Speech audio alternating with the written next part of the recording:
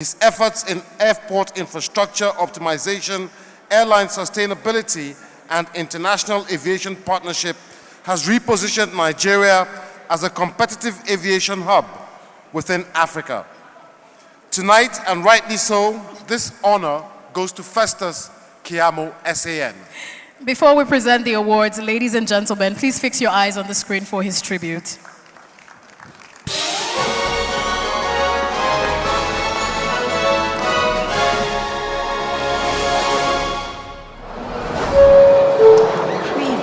Your attention, please.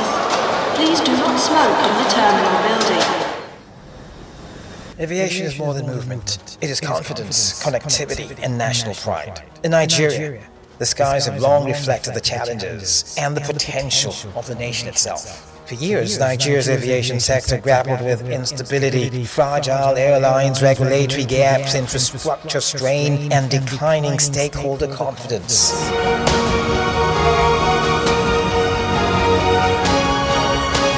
Festus Keyamo, senior advocate of Nigeria, assumed office. The task was clear: restore discipline, credibility, and long-term sustainability to Nigeria's skies. I felt the hesitation, I felt the suspicion, I felt the rejection in certain areas at certain times. But then it was only a tonic for me to tighten my belt, to lift myself by my own bootstraps, and to get down to work, and that was what I did. In 2025, reform was not a slogan, it became policy. The ministry strengthened regulatory oversight, reaffirming safety, compliance, and accountability as non-negotiable pillars. Under his leadership, safety standards were reinforced, institutional roles clarified, and regulatory agencies empowered to function independently and effectively. Of course, the regulatory agencies are independent in terms of their ability to regulate the sector, in terms of ability to look at safety standards and impose safety standards. But the job of a minister is to ensure that those regulators, they do their jobs. And that's why once in a while, you can see that I have had to put my foot on the ground in terms of our safety measures. A stable aviation sector requires viable airlines. In 2025, Minister Keyamo prioritized constructive engagement with operators, balancing firm regulation with economic realism. Through dialogue, policy clarity, and fairness, confidence returned, allowing airlines to plan, grow, and serve Nigerians more reliably. Nigeria's airports are gateways to the nation in 2025. Infrastructure optimization took center stage with emphasis on efficiency, safety, and passenger experience. Rather than cosmetic upgrades, the focus remained on functional improvement, ensuring airports work better, safer, and smarter.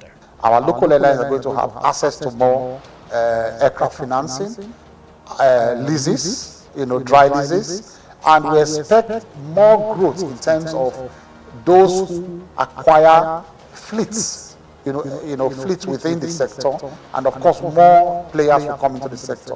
Even if you notice by now, most of the subnationals are going into, aircraft airline business.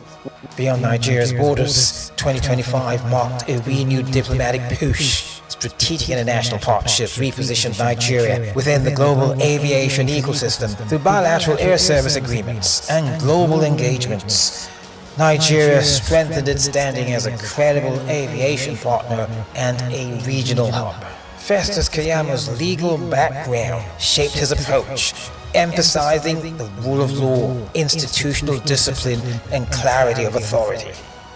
In 2025, agencies under the Aviation Ministry operated with renewed coordination, eradicating conflict, duplication, and inefficiency. For travelers, the impact was tangible: improved safety oversight, operational stability, and clearer standards restored public confidence in air travel. Aviation once again became a facilitator of opportunity and not a source of anxiety. Direct, reform-minded, and unafraid of tough decisions, Festus Keyamo's leadership in 2025 reflected a commitment to long-term sector health over short-term comfort. His vision: a Nigerian aviation sector that is safe, competitive, and globally respected. For reform-driven leadership, strengthened safety and regulation, infrastructure optimization, and renewed global confidence. When an outfit like Silverbird Communications, they decide to give you an award, then you should know that it is worth every alphabet of that award, of that name, Minister of the Year. That is why I am extremely excited. This is an award I have coveted for so many years, but finally it has reached my doorstep. The 2025 Silverbird Minister of the Year Award honors the Honorable Festus Keyamo, SAN, and Minister of Aviation and Aerospace Development.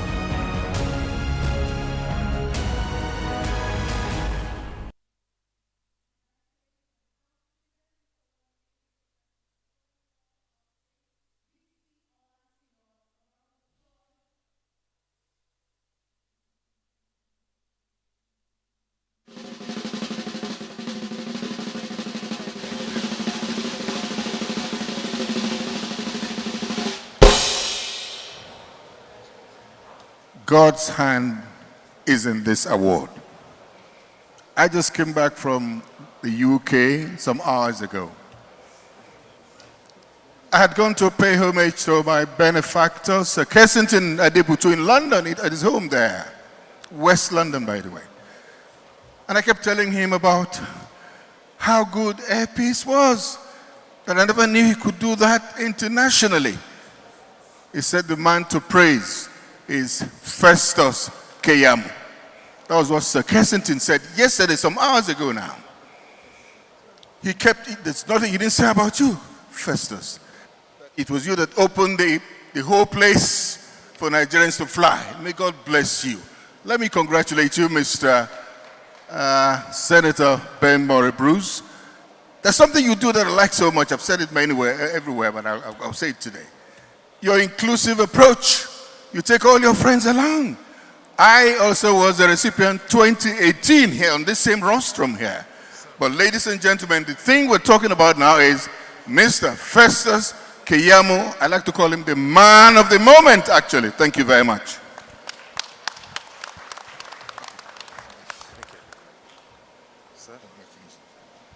Thank you so much. Allow me to recognize those who have already been recognized here tonight. You know, public office is such a thankless job because of the trust deficit that exists between the people and government. But when you get such an award, it helps to encourage you that somewhere, somehow, some people are watching. And it's a huge, encouragement. And it helps to bring the lamb from under the bushel on top of the table. So thank you so much, Silverbird Communications. Like I said in the promo, I coveted this for so many years. But finally, it's right in my hands. I'm going to put it in a glass cage on top of my mantelpiece at home. Thank you so much. But let me use this opportunity, because I have a huge team behind me here that make me look good, to thank my team, the MD of FAN, the DG of the Safety Investigation Bureau, NAMA, the NCAA, the Flying School, the university, all the 7 agencies that I supervise. They actually do all the hard work. I'm just a policy maker, and I sit pretty in my office. So they make me look good. Thank you, all of you. And Ben Bruce, please permit me, I'm going to use this platform to apologize to Nigerians for all the gridlock they face today across the country in all the gates of the Federal Airport Authority of Nigeria. Today we went cashless. It was the policy of this government that we are going to eliminate collecting cash at our toll gates. It has been done for so many years. No government achieved it. Removing us from this cash, this payment of cash. The president gave us an ultimatum, but today we went cashless at all the fan gates. And we have been announcing it before now.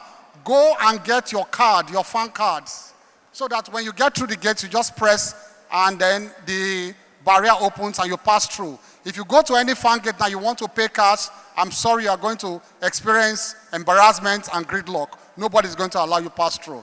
So it's an opportunity for me to apologize to Nigerians what we experienced today. But please, know that we have gone cashless, and go and collect your cards, your fan cards, so that we can raise revenue, optimize revenue for government. God bless you, and thank all of you. Thank you. Thank you so much for your service and your leadership. Congratulations once again, Minister Festus Keyamo. Now, before we go to our next set of awards, ladies and gentlemen, we would like to acknowledge the presence of some distinguished guests. Barrister Bello Mohammed Goronyo, the Honorable Minister of State, representing Honorable Minister of Works. Thank you for being with us. The Commissioner for Information, Public Orientation and Strategy, Declan Emelumba, representing the Governor of Imo State, Senator Hope Uzodimma. Thank you for being with us.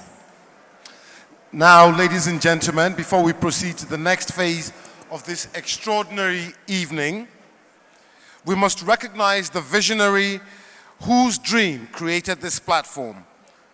A man whose belief in celebrating excellence has remained unwavering over the past few decades. Please rise as we welcome the founder of the Silverbird Group, Senator Ben Murray Bruce. A standing ovation, everyone, please. Let's rise, put our hands together as Senator Ben Murray Bruce comes up stage for his special remarks.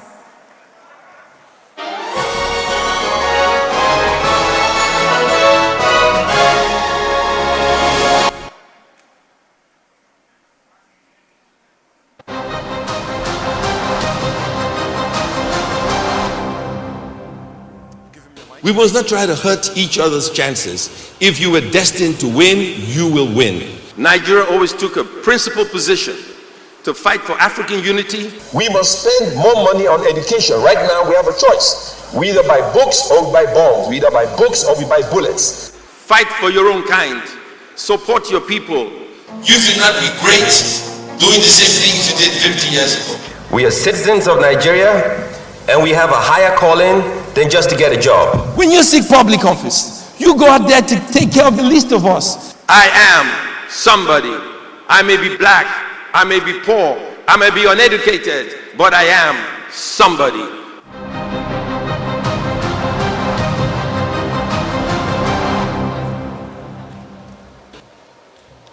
Thank you all very much. I want to say how honored I am to be here. It's been 20 years and I've had a great time.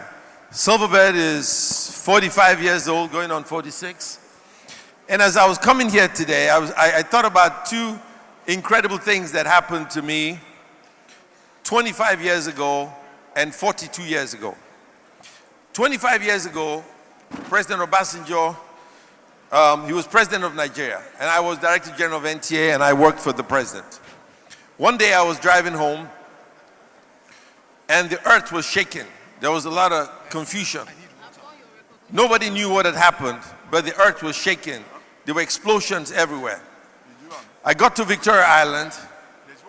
People said to me there was a military coup. I wasn't sure.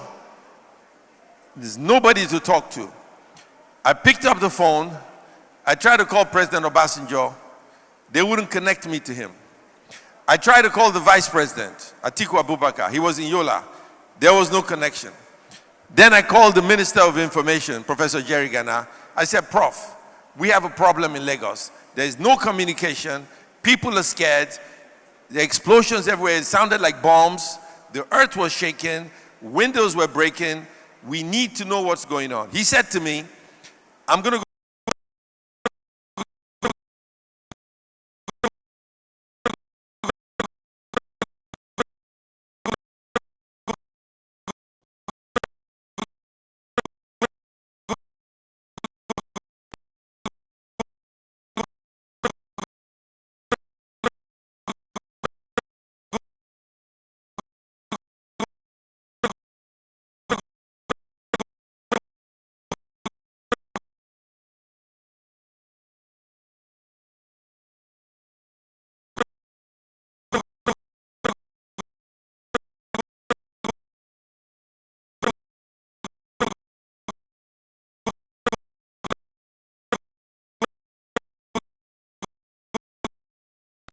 stay on the air, open the phone lines, let us find out what's going on in the country. If there's a military coup, we need to know so we can react.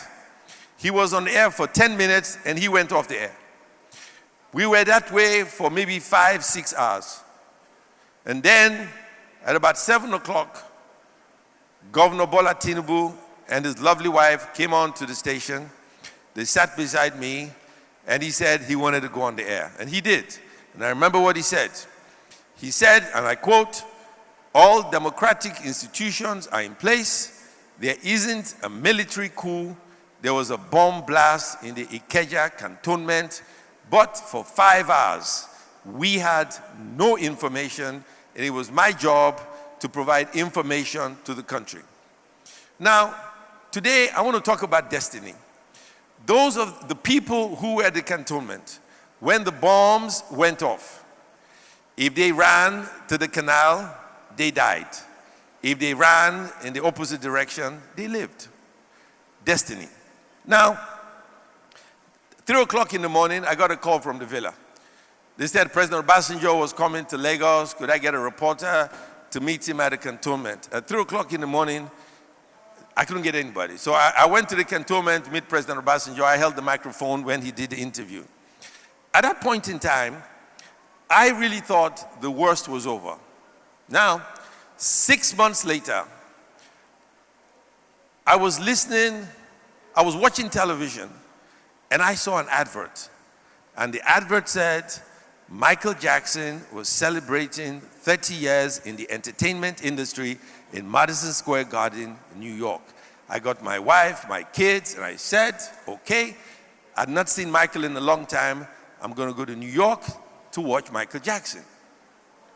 At this time, there's supposed to be a Michael Jackson 30th anniversary celebration. Michael Jackson was born in Gary, Indiana on August 29, 1958. Now, 30 years after his first solo single, Got to Be There, Michael always seems to be starting something.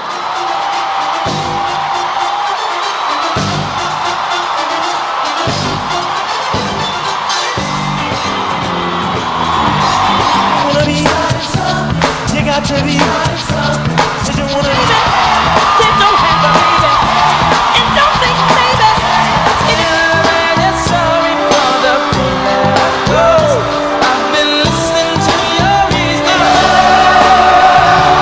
maybe a better place for you and for me every time people time if you care enough for the living, make a better place for you and for me. So, this was September 10, 2011. On that day, Michael was performing at Madison Square Garden at 7 o'clock in the evening.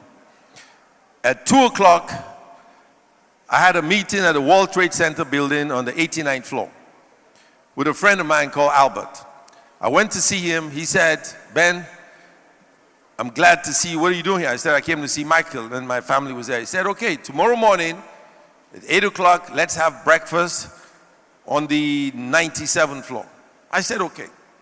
That evening, before we got in, it was so difficult to get into the World Trade Center building. The security was something else. We had to take your picture, check your ID, search you. And I said to the guy, I said, why is it so difficult to get into the World Trade Center building? He said, 5 years ago, they tried to blow up this place. I said, okay. So, September 10, Madison Square Garden, we saw Michael Jackson. It was a heck of a show. The next morning, I couldn't get out of bed. So I went downstairs to a restaurant to have my breakfast. And this is very unusual. There was a TV set at the restaurant. And I was having breakfast. I put on the TV, and I saw a plane hit the building. I had no idea why. I thought somebody made a mistake, and then I saw the second one. When it happened, I started walking down the streets in Manhattan. Shopkeepers were shutting down the stores. Everybody was leaving. It's like I was relieving the bomb blast in Lagos 6 months earlier. I saw fear in the eyes of Americans. And then I was thinking, for the past 100 years, the Americans always fought wars in other people's country, never in their country. They were scared, shops were shutting down, everybody was leaving Manhattan. By 5 o'clock that day, Manhattan was deserted. I started walking towards the World Trade Center building. I couldn't see and I couldn't breathe. There was soot all over the place. It was a horrible day. By 7 o'clock, I went to Fifth Avenue. There was not a car, there was not a bicycle, there was nobody out there. It was deserted. I said, wow. We were stuck there for 5 days. 5 days. Now, for those of you who know Manhattan, is an island. Food is brought in every day. The only food we had was from fast food restaurants. All the restaurants were shut down. And it was deserted. 5 days later, we revalidated our tickets. I did not know Festus Keyamo at the time. I could have called him to get me a ticket to Nigeria. Anyway, 5 days later, we flew back to Nigeria.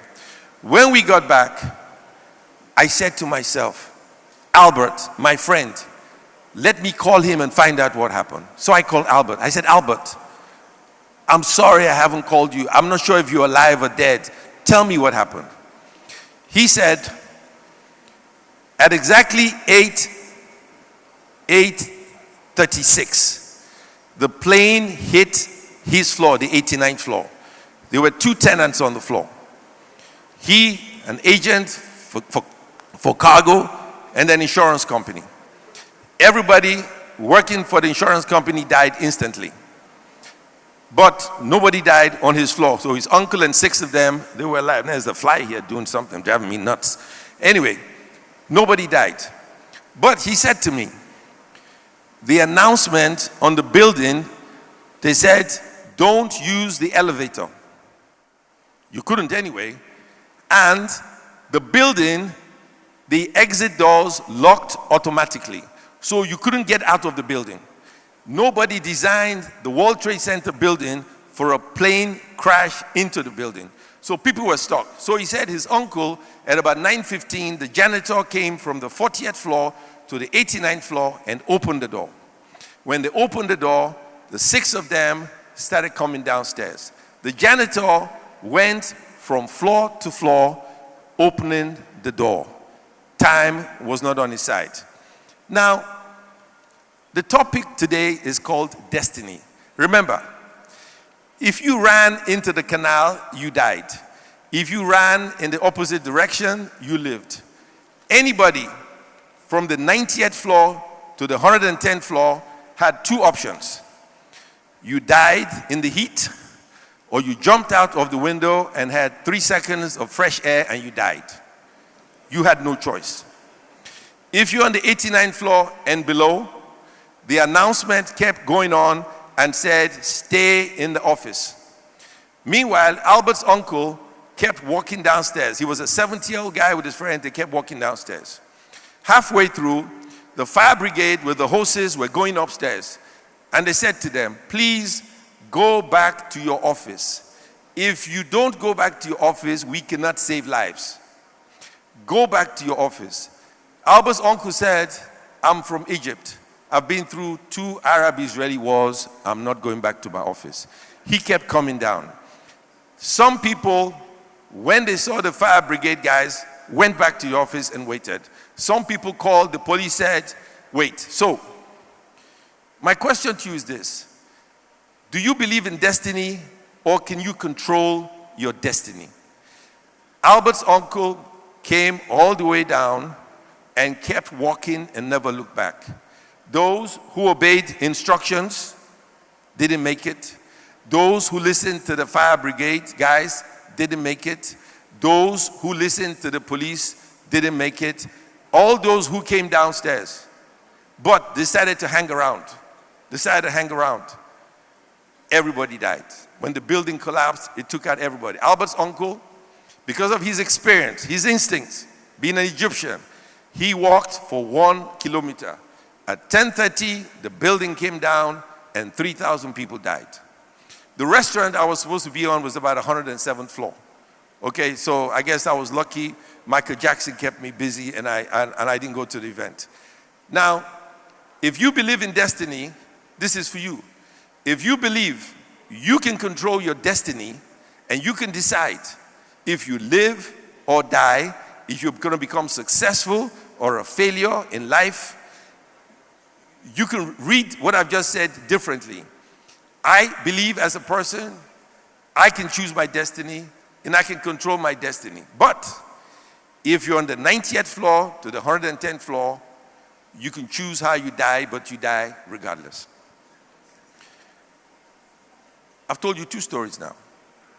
42 years ago, I was at Solar Records. A man I had just met passed on a week ago. His name is Reverend Jesse Jackson. At Solar Records, he was my partner, Dick Griffey. He owned Shalimar, Lakeside, Whisper, Snoop Dogg, Babyface, and all those acts. In my younger days, I was a concert promoter. So I was with him. And politics and entertainment go together. For those of you in office, you win elections, you go together. So one day at Solar Records, Dick Griffey was there. And we talked about the 1984 presidential election. Jesse was going to run. African Americans at the time did not want him to run because they felt he would divide the vote, Reagan will come back, and a Democrat could not win the presidential election. So at the meeting, Dick Griffey said, Jesse Jackson, I want to tell you something. I'm going to bring a dictionary. He said, when we came to America, we were called Negroes. Then we were called coloreds. Now we are called black. They say we are black Americans. Black is not a country. Why are we called black Americans? And Jesse Jackson was listening. Then he said, Jesse, I'm going to bring a dictionary and read something to you. He opened the dictionary. What is the definition of black? Dirty, unclean, words I cannot use here. And Jesse listened. He said, in America, you have Irish Americans, Mexican Americans, Scottish Americans, Chinese Americans, Russian Americans. Why are we called black? Black is not a country. We are from Africa. Reverend Jackson, when you run in 1984, and I'm sure you're going to be president, you must tell the American people we are African Americans. Jesse listened, smart as he was, in the 84 campaign, he said, we are African Americans because we all come from Africa. Jesse, you're a great guy, a great friend. I've known you for 42 years. You're in heaven now. One day we'll meet. I learned so much from you about politics. Thank you. I love you. And those of you here today, I hope we learned something from all of this. Thank you and God bless you all. We must fight the trade with Africa and not just aid to Africa. We cannot turn out the bar and say we will not relate to Nicaragua unless they have elections there and then embrace military regime in Africa, overthrowing democratic governments in Nigeria and Liberia and Ghana. We must fight for democracy all around the world and play the game by one set of rules.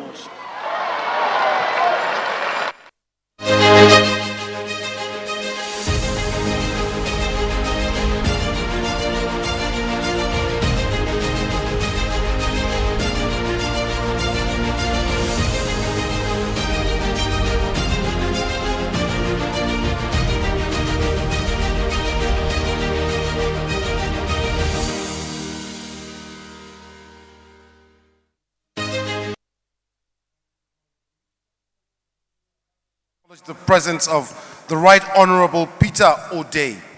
He's the Deputy Governor of Cross River State in Nigeria. You're welcome, sir.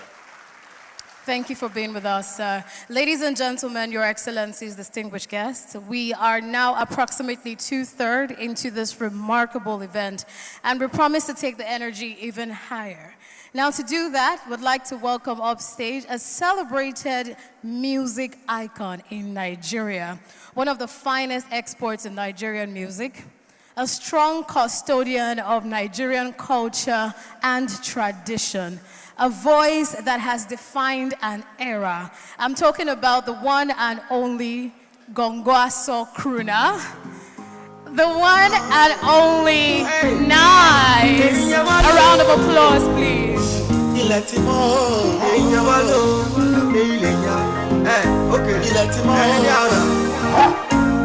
Hey, nice. Nice.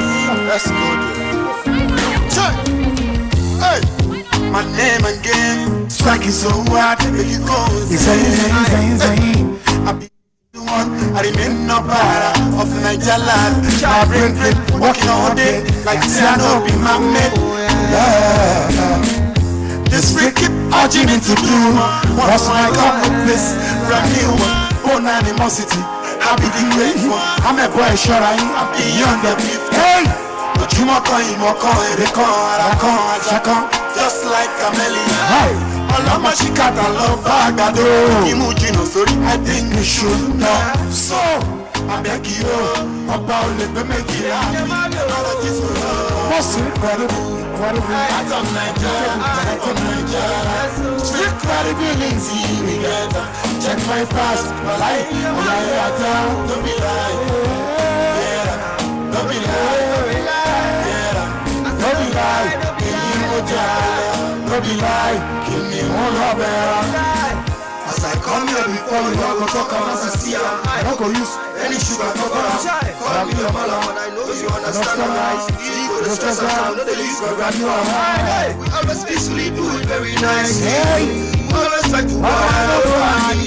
These two friends are nice. You're right. Always nice.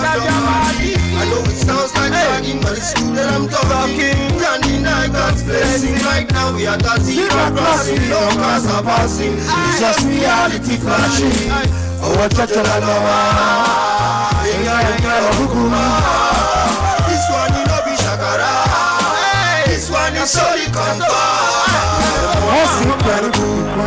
Atom Nigeria, strip from Nigeria, street credibility together. Check my past, my life, don't be lying, don't be lying, don't be lying, don't be lying,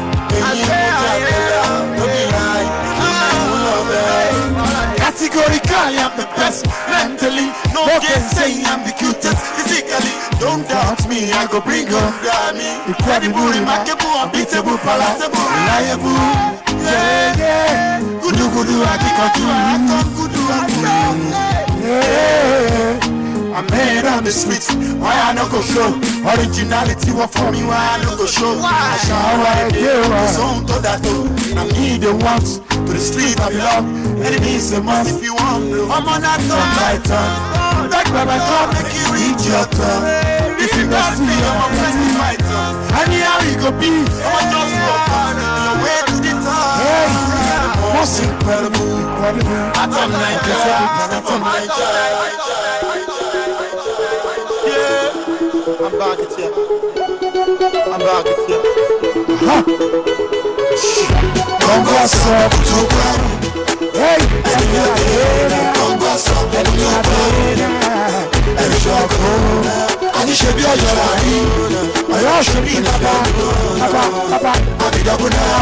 I love you. Congo stop. You know, I'm a fire. No be peace, no Congo stop. You know,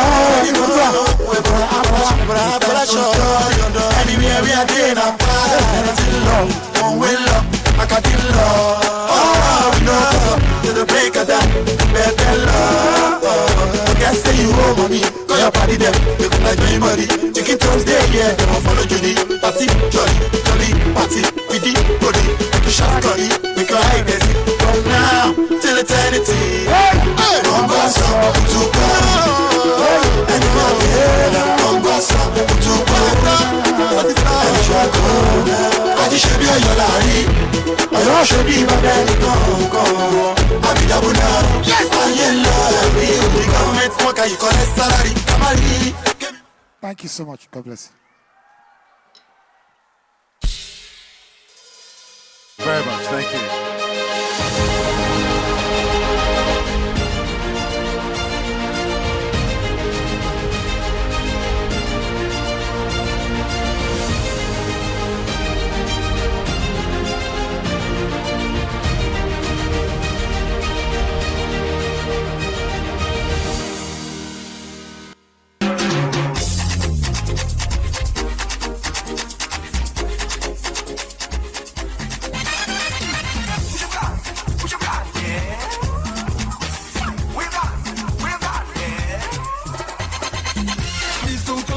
not today. Not today. No, no, not today. Don't even send a letter today. Not today. No, no, not today.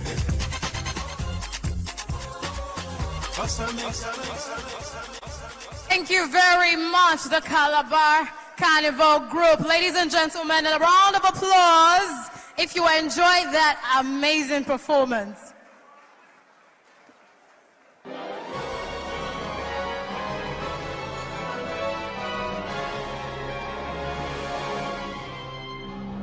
the mangrove creeks of the south to the rolling hills of the north, from ancient kingdoms to modern cities, there is a place where heritage meets hope. This is Cross River State, a land rich in culture, resilience, and promise. In 2023, Cross River State chose a leader with a simple but powerful philosophy. The governance must work for the people. A leader whose vision is not distant, but rather deliberate. His Excellency, Governor Bassey Otu, the champion of the People First agenda. Development begins with connection. In just 1 year, Governor Otu's administration has prioritized the rehabilitation and construction of roads across urban and rural Cross River. Roads once abandoned, now restored. Communities once isolated, now connected. From Calabar to the hinterlands, movement has returned, and with it, opportunity. For many communities, progress begins with light. Through rural electrification and solar power initiatives, darkness is giving way to possibility. Streetlights illuminate once silent roads. Homes, schools, and small businesses now operate with renewed energy. This is power, not just electricity, but empowerment. Agriculture is the backbone of Cross River's economy, and under Governor Otu, it is being reimagined. With mechanization support, equipment distribution, and farmer-focused policies, agriculture is no longer subsistence, it is enterprise. Farmers are producing more, markets are thriving, and rural prosperity is becoming a reality. Leadership that delivers cannot be ignored. Across Nigeria, Governor Bassey Otu's performance has earned national recognition for economic transformation. Industries are being revived, tourism assets repositioned, and confidence restored. Cross River is open for growth, and the nation has taken notice. A people-first government protects its future. Healthcare delivery has been strengthened, expanding access and improving outcomes across the state. In education, institutions are being supported, learning environments improved, and young minds prepared for tomorrow. Because development is meaningless if it does not touch lives. Beyond policies and projects, Governor Otu governs with unity. By fostering collaboration across generations of leadership, engaging traditional institutions, and listening to the people, he has strengthened the bonds that hold Cross River together. Leadership rooted in respect, and progress built on inclusion. At the heart of this administration is one unshakable belief that no community should be left behind. Every road built, every light installed, every farm supported, every life touched. This is what People First truly means. Tonight we celebrate more than leadership. We celebrate service, we celebrate impact, we celebrate a man whose governance has renewed hope and renewed trust. For his commitment to the people, for development that reaches every corner, for leadership that puts humanity first. Ladies and gentlemen, Governor Bassey Otu is the 2025 Silverbird Man of the Year.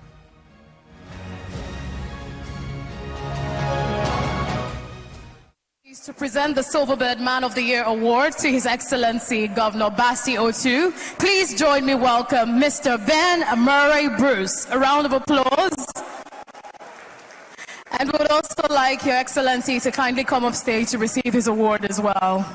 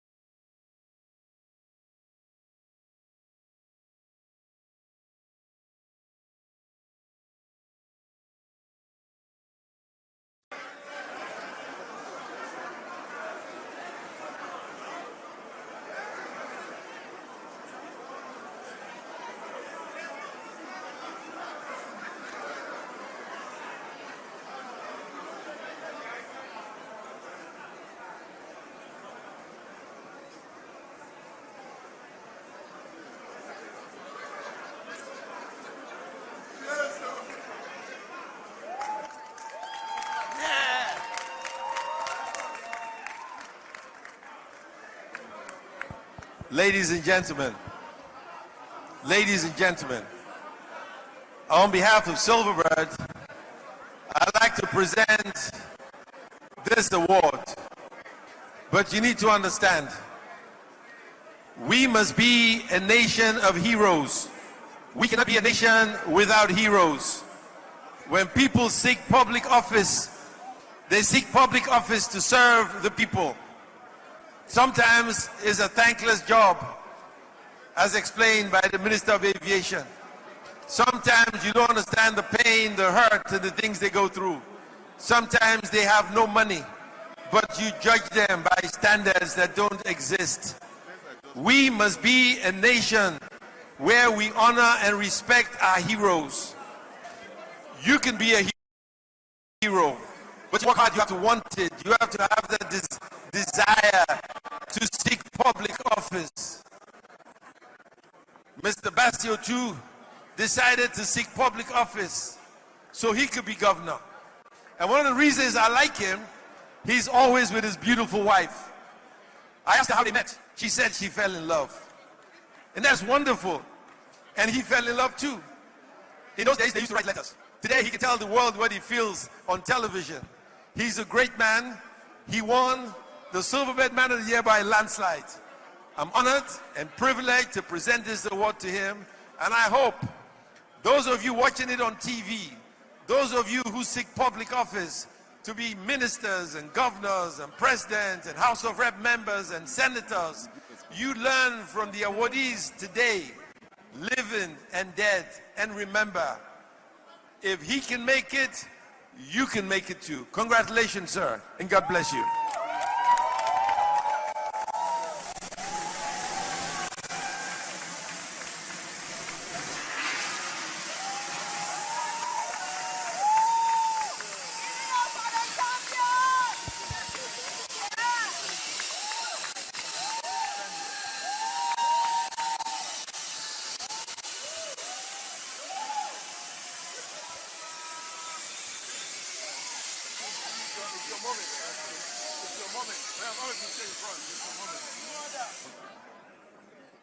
Your Excellencies,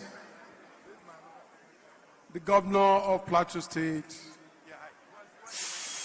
representative of all other governors who are here, permit me to recognize,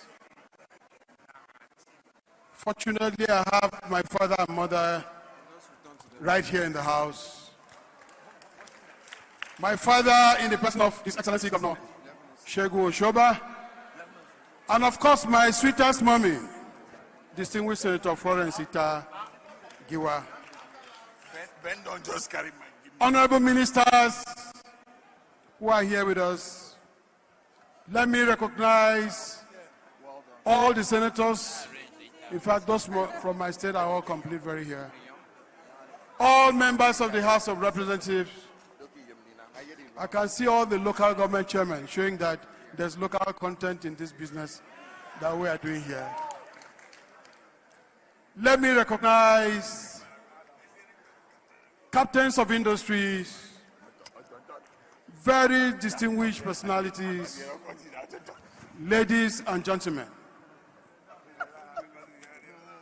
I am highly elated. I'm deeply humbled and gratefully honored to receive this award, a prestigious award from no other organization but a foremost media group like Silverbird.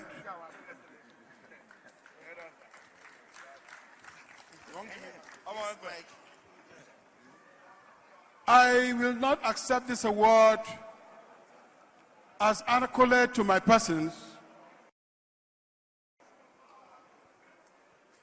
but I will see it as a testament of all the sufferings, the tireless efforts, the support that all cross-Silverians, our development partners, our friends, both at home and at diaspora, have all put in to take us to where we find ourselves today. I will not pay a lot of respect to my very dedicated team. You've been wonderful because the momentum we've generated is such that our shared vision in a brighter future for Cross River State is well reflected. And I believe that this award is a call to greater duty, because our actions are even going to gain even more visibility and scrutiny to ensure that we truly merited this award. Our promise through the season of sweetness, the People First mandate, and of course the renewed hope agenda, are such that the vision remains the same as we'll continue to build a greater Cross River and Nigeria. We've made strides in all our thematic fields. We've added value. Our economy is now productive. I can assure each and every one, Governor Mutfwang has said earlier that the destination around the Niger is plateau, and I won't contest that. But the number one destination in terms of investment, tourism and the rest, is Cross River State. Let me recognize all awardees and thank the Silverbird management and group, the chairman, distinguished Senator Ben Bruce, and of course, all those who have made this happen. I want to give you every assurance that for us as a state, we will continue to build, strengthen, and do all that we can for a greater Nigeria. I can assure you that you will never regret this award in any way, form, or manner. We appreciate this moment, and all those who have been able to stay through this ceremony up till now. I want to say kudos. Cross River State loves all of you. All we want is we want to see you in Cross River one day. Silverbird, we want to also have you in Cross River so that we can retaliate this honor done us today. Thank you very much, and God bless you. Thank you. Thank you. I will not forget my wife, who has stood strongly behind me in all this. I believe that one recipient had mentioned, for those who have not enjoyed the benefits of that support, please, I will plead that there's need, when you love your wife, you show respect and honor. Definitely, the blessings of God will never leave your doorpost. So for those who have not enjoyed it, just go home, correct some few things, and you see the blessings of God that will come. Thank you very much, and God bless you. Thank you, thank you, thank you. Thank you very much, Your Excellency. Could we clear the stage, please? Could we clear the stage, please? The entourage. We still have one more event to go. We have 3 more million naira to give out. We need to clear the stage, please. Your Excellency's entourage, please clear the stage. Thank you. Appreciate it.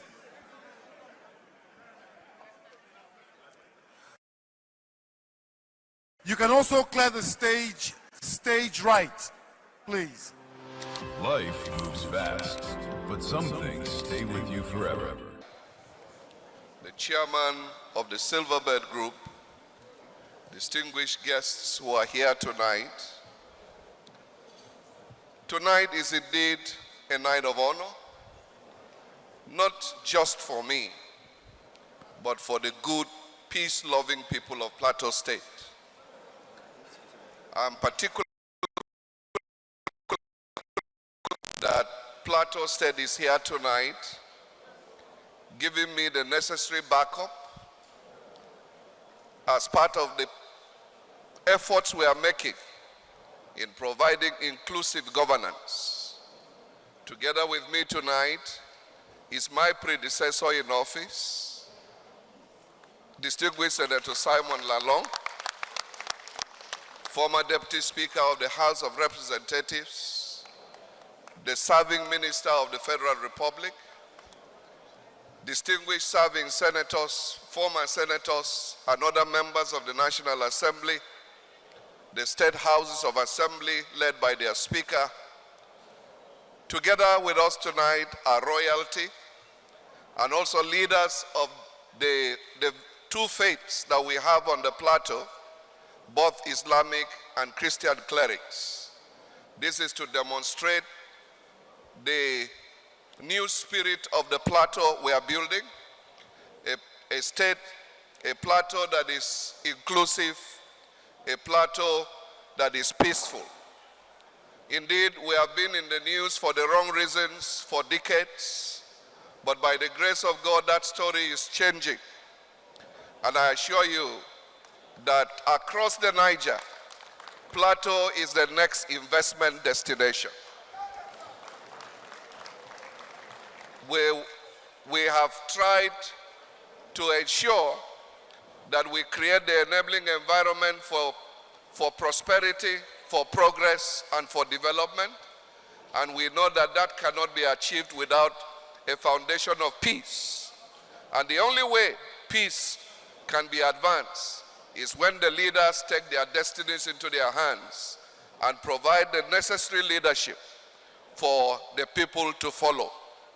That is why today, months ago, we were erstwhile political opponents, but today, we are partners in progress. And I believe that is the new Nigeria that we want to build, beginning with the foundation we are laying on the plateau. Let me thank you, distinguished Senator Ben Bruce, for recognizing us across the Niger and recognizing the little efforts we are putting in. By God's grace, this is only the beginning of the journey for us. We are trusting God that we will do more and better for the good people of our state. I'm particularly honored also that you chose my own father, the great Nigerian statesman and journalist, Chief Segun Oshoba, to present this award to us. We do not take it lightly. On behalf of the good people of Plateau State, we want to say thank you, Silverbird. And by the way, to let you know that Rhythm FM is one of the most listened to on the plateau. We will continue to deepen that partnership and ensure that Plateau State becomes a micro-Nigeria that will be a good place for everyone to live and to do business. Thank you, ladies and gentlemen, and God bless. Congratulations, Your Excellency. Thank you, sir. Thank you, sir. Thank you, sir. Thank you. Congratulations once again, Your Excellency, Governor Caleb Mutfwang. Well done. Congratulations. Thank you. Thank you.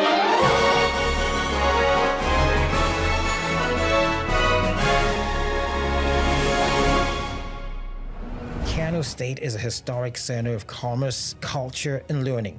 For centuries, its influence shaped northern Nigeria. But by the time 2025 arrived, Kano stood at a crossroads, yearning not just for growth, but also for renewal.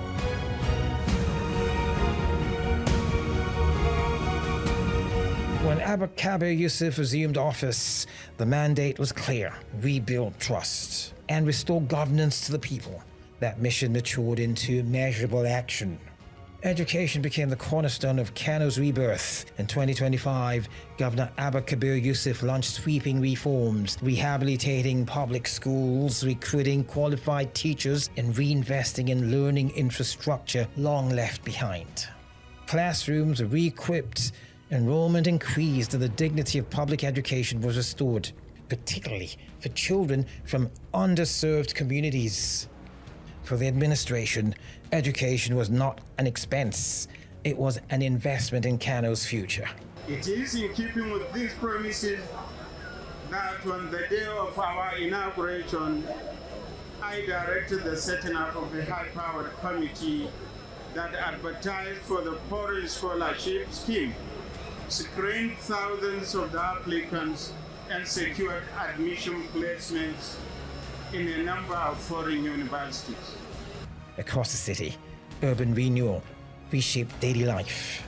In 2025, strategic road rehabilitation, improved drainage, and environmental sanitation projects transformed mobility and safety in Kano's urban centers.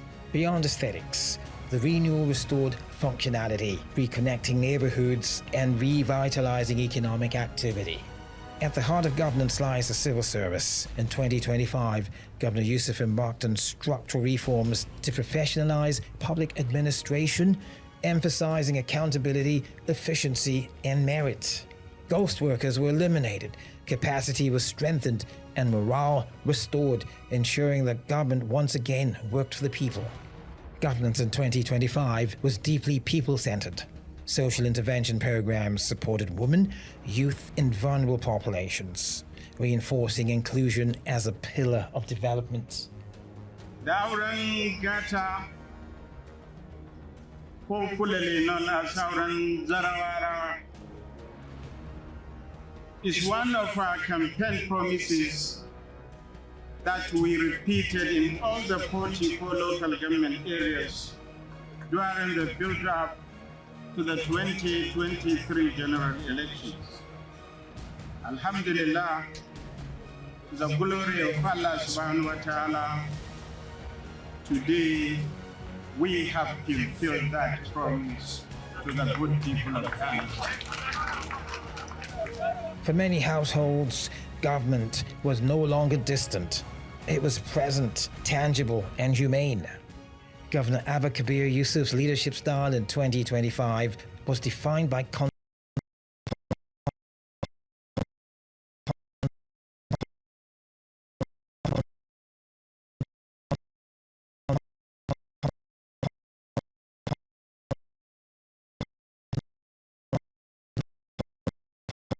Silverbird Governor of the Year Award honors His Excellency Abba Kabir Yusuf, Executive Governor of Kano State.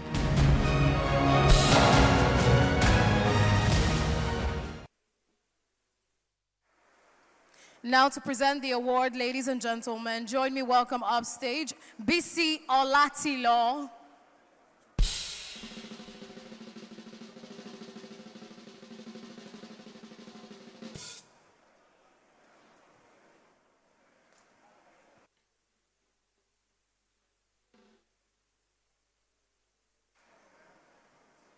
Would also like to invite upstage the recipient of the award, Your Excellency Governor Abba Kabir Yusuf. Please join us on stage. Well, they say that if you don't blow your trumpet, it gets rusty. I had another opportunity to say this. Please watch the style, the BOS style of this whole event tomorrow on AIT at 11 at night. And of course, Biscon TV, which is now a global TV station. I spent 2 weeks watching it in London when I came, and I must be very proud of myself and those who were working with me. Now, I can't say more than you all know that I'm a Kano product. 13 of my growing up years started in Kano. Abban da za a ce ma gwamnatinmu shekara takwas ɗinsa a kan gado sai ya yi. Ai mana tafi mulki muna. Shekara takwas ɗinsa a kan gado sai ya yi. Mu kana don duniya muna bayansa babu da zai taba su ga lada. Mun sa ta ba addu'a. Thank you very much. Now, ladies and gentlemen, thank you very much for this. There's no way I'm not going to give my honors and flowers to Kano, wherever I am. Well, let's congratulate the governor for this fantastic honor. We'll get across to him. Where's Omoni Oboli? Thank you. Where's Omoni Oboli? Okay, your hands please together for Kano State, ladies and gentlemen. Thank you.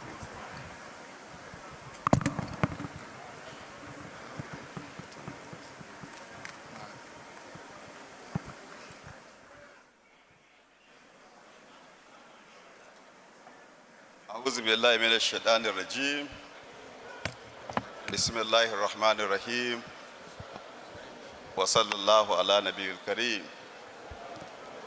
Your Excellencies, the governors of Plateau and Cross River States and other governors that are adequately represented here, our elder statesmen that are here, members of the National Assembly, ministers, and other distinguished personalities that are here, please allow me to rest on the already established protocol. It is a great honor to, on behalf of His Excellency, the People's Governor of Kano State, Engineer Abba Kabir Yusuf, to receive the Governor of the Year award conferred on him by the Silverbird Group. Let me begin by registering the unreserved apology of His Excellency Governor Abba Kabir Yusuf. He had wanted to be personally here today to grace this occasion and collect the award by his humble self. But because to intervening state exigent matters, he is currently leading a state delegation in Paris, holding international conference on agriculture. So he is unavoidably absent and directed me to extend his gratitude and felicitation to all other recipients and all dignitaries that have gathered here, and to wish everybody well. The Imo State electricity law will bring rapid developments to not only to the urban centers. With improved electricity and digital infrastructure, Imo State positioned itself as an emerging technology and innovation destination in the Southeast. The future was also secured through education, regulatory approvals for the University of Innovation, Science and Technology reinforced the state's commitment to future-ready learning.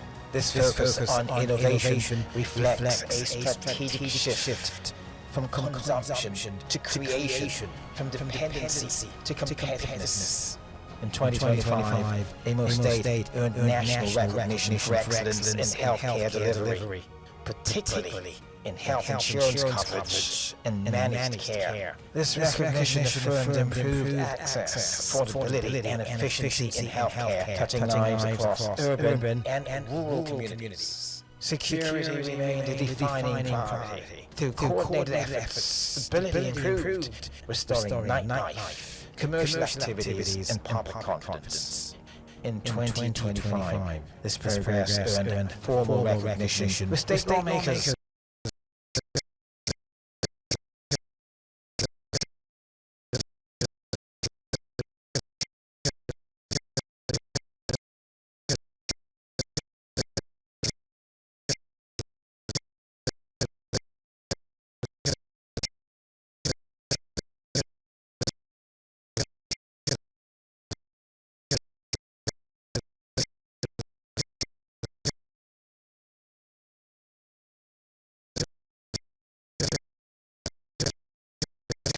Undeniable. Through infrastructure delivered, systems strengthened, lives improved, and confidence restored. Senator Hope Uzodimma is the 2025 Silverbird Governor of the Year. Good evening, everybody. And I want to adopt the established protocols. Let me start by paying tribute to Senator Ben Murray Bruce and the Silverbird Group for their tenacity of purpose, having sustained these awards over the decades. And let me also, I say, and many of us will share that belief, that I'm an incurable optimist in the future of Nigeria. And Ben spoke so eloquently about destiny. Imo State started on a very turbulent note when we had this security that spread pretty much around the southeast. But it's refreshing to see that giant strides are being made towards development. And that's why we believe that with equity, truth, and justice, indeed, a new Nigeria is possible, and we shall achieve it in our lifetime. to the glory of God. Congratulations. And I wish to present this award on behalf of the Silverbird Group to you for the benefit of your governor, His Excellency Hope Uzodimma, and the good people of Imo State. God bless you.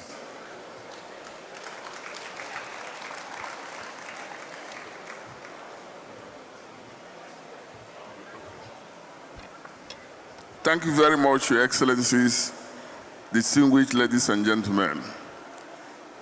On behalf of my governor, His Excellency, distinguished Senator Hope Uzodimma, I want to say that His Excellency deeply appreciates this award because it is a reflection of the realities on ground in Imo State.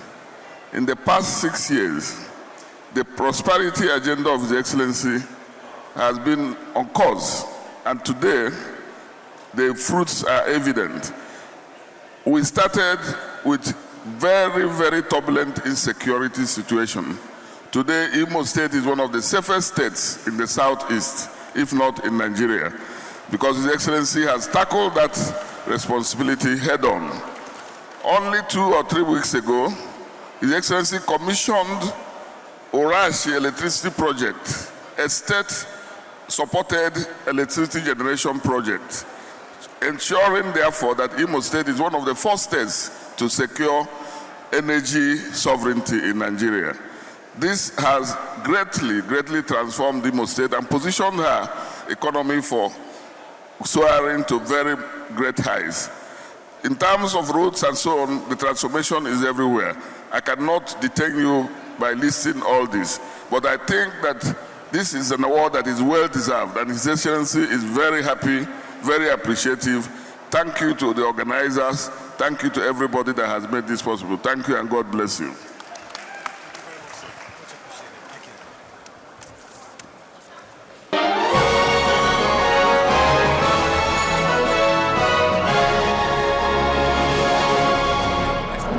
Country where roads are the arteries of commerce, security, and unity, the quality of a country's highways often determines the speed of its development.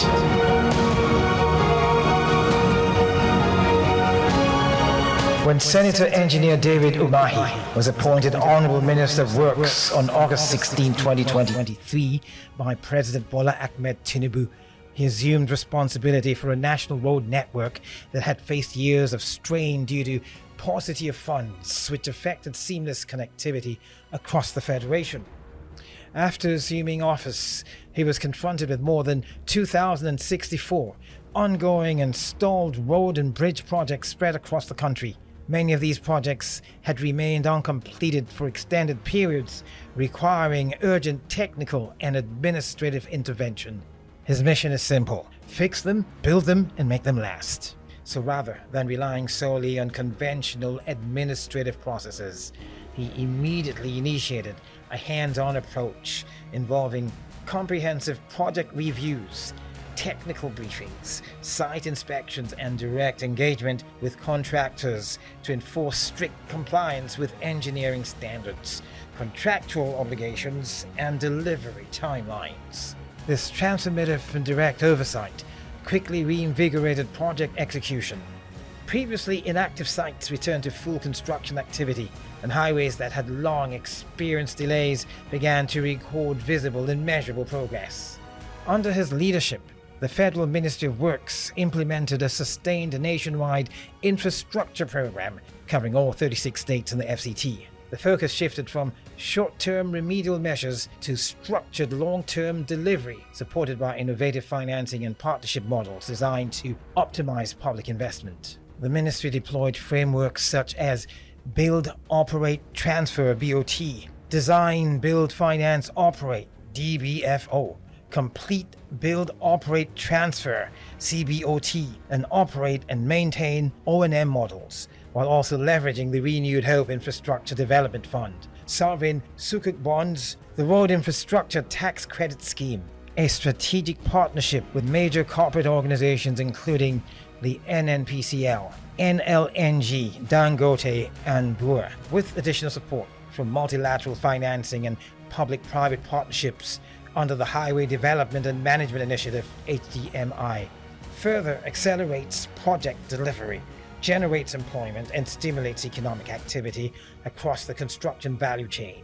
Simultaneously, measurable progress was recorded on major inherited projects, including the Lagos-Ibadan Expressway, the rehabilitation of the Third Mainland Eko and Carter bridges, the Oronshoki Lagoon Bridge, the Abuja-Kaduna-Zaria Kano Dual Carriageway, the Kano-Maiduguri Dualization, the Enugu-Port Harcourt Expressway, the East-West Road, the Aba-Ikotek-Benin Road, the Zaria-Funtua-Gusau-Sokoto Corridor, Newman-Jalingo Road. Most projects were reinvigorated and some rescoped in accordance with approved engineering standards, quality assurance validated by the Nigerian Society of Engineers and the Council for the Regulation of Engineering in Nigeria.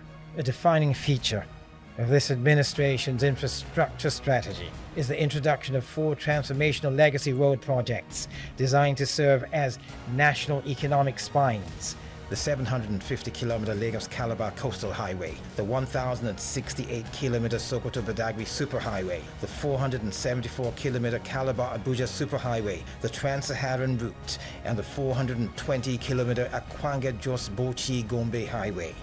These highways are being built with continuous reinforced concrete pavement, solar-powered street lighting, CCTV surveillance, and modern security features designed not only for connectivity, but for durability, safety, and long-term national value. Internally, he institutionalized the ministry's build, update, and maintain framework, enforced contractor mobilization before payment, promoted the use of reinforced concrete for long-term resilience, and introduced tolling and sustainability mechanisms to support the maintenance of federal road assets. This represented a clear transition from interim solutions to enduring infrastructure capable of withstanding both traffic demands and climatic conditions. Despite the scale of these responsibilities, he has remained personally engaged on project sites, interacting directly with engineers, contractors, and host communities, while promoting local employment and community participation.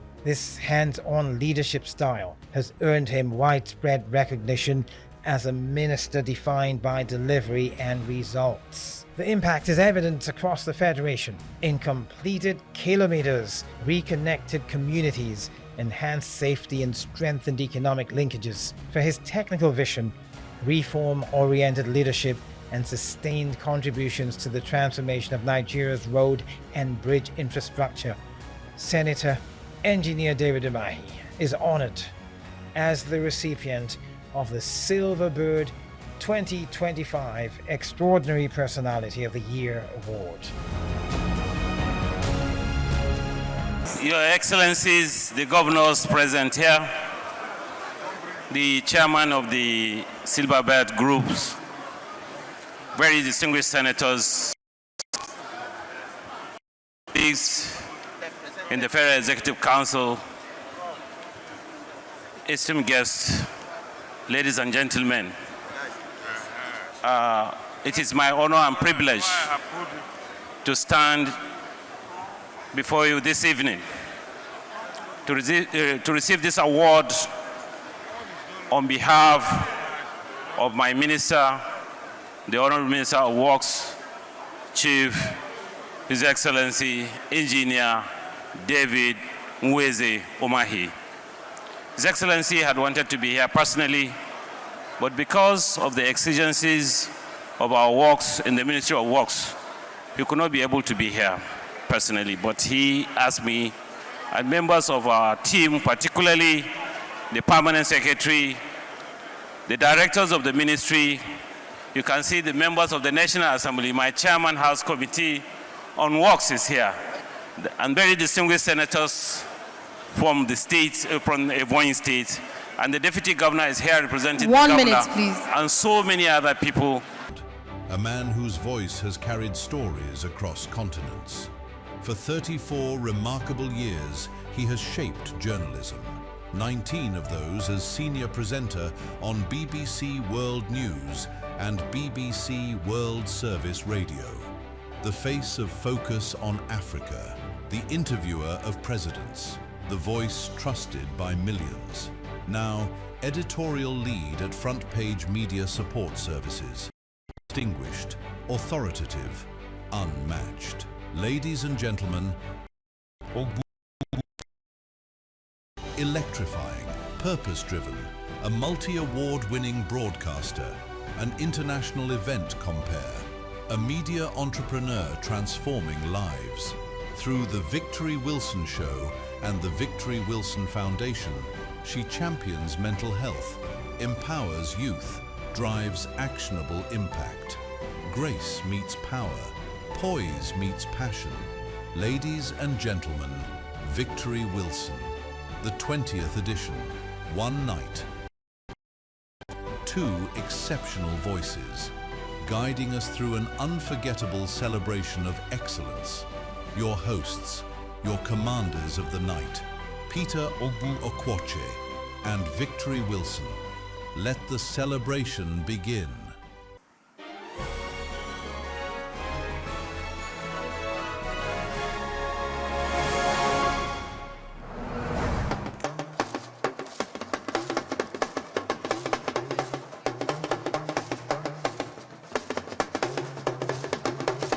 Some thrones are inherited, others are earned by destiny, and some sustained by wisdom.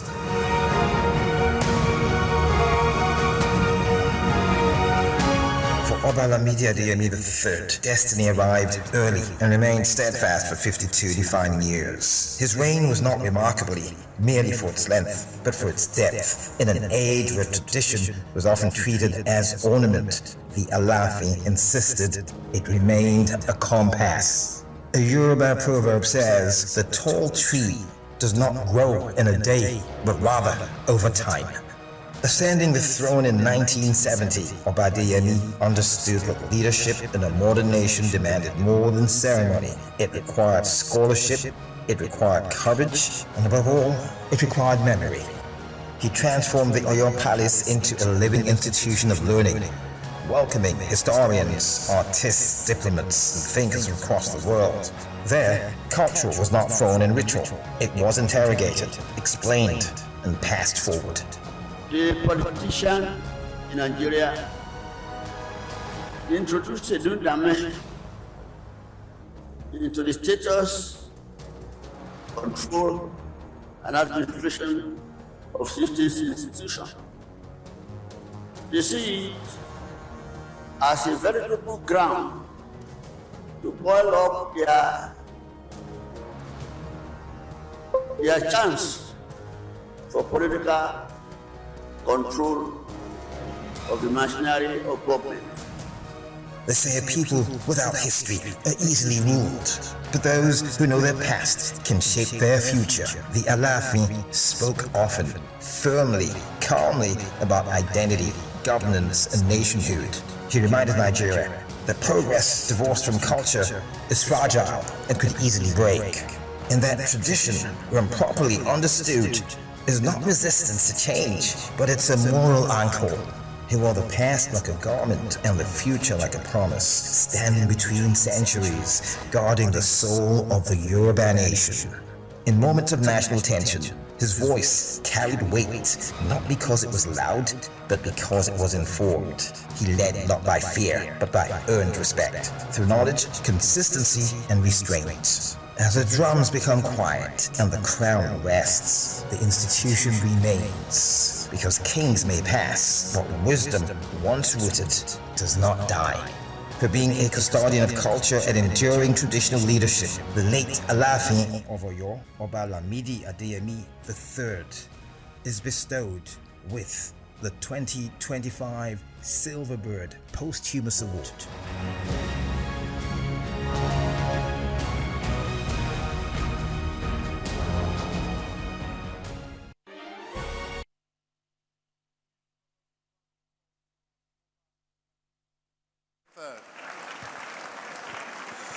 And ladies and gentlemen, to present this award, please welcome Princess Yemisi Adeaga. A round of applause for Prince Yemisi Adeaga as he comes up stage to present the first posthumous award. Thank you.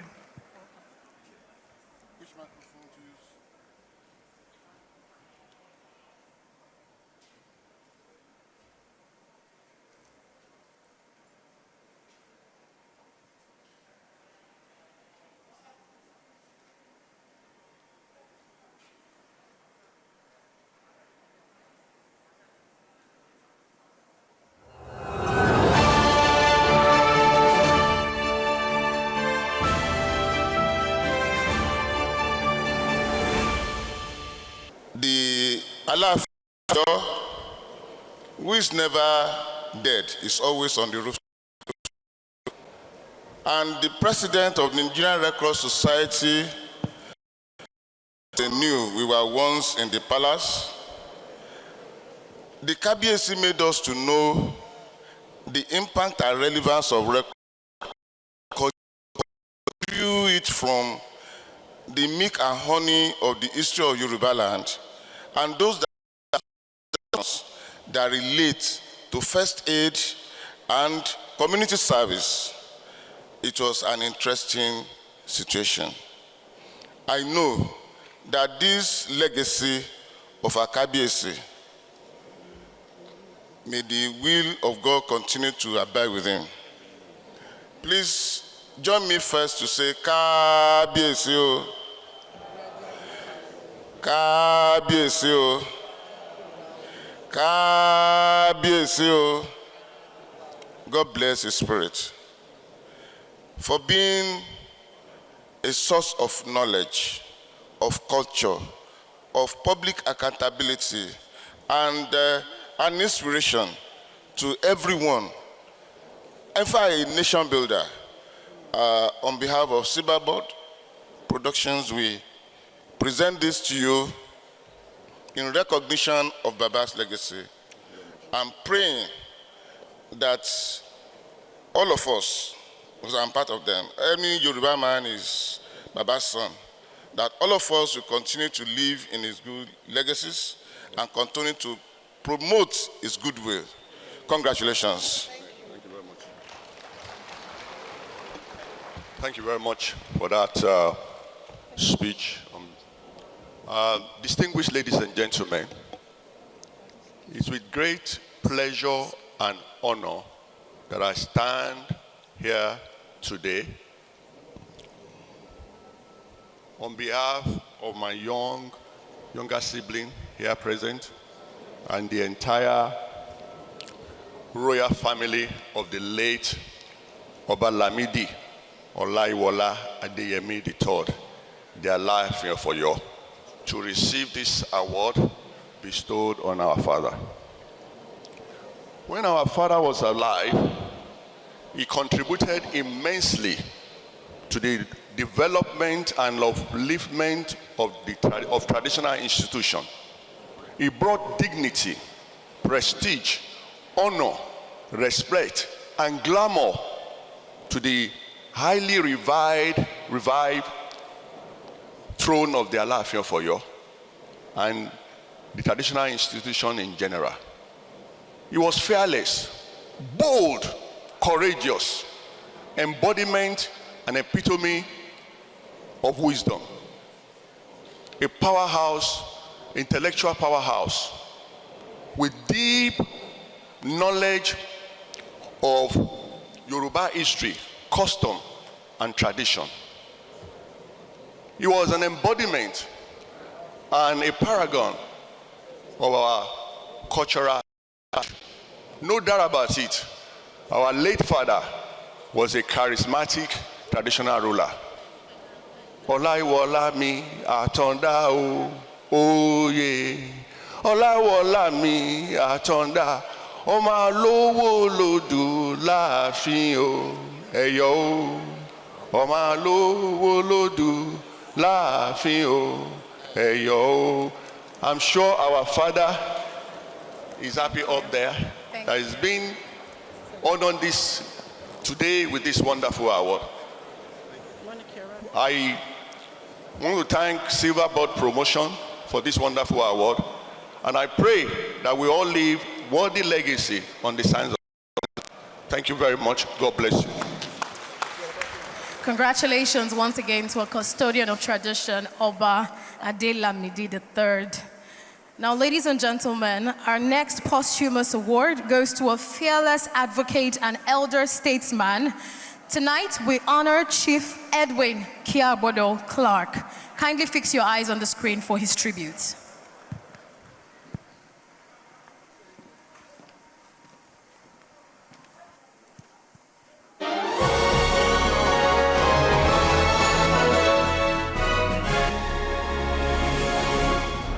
It is often said that justice does not arrive by accident. It is summoned by courage.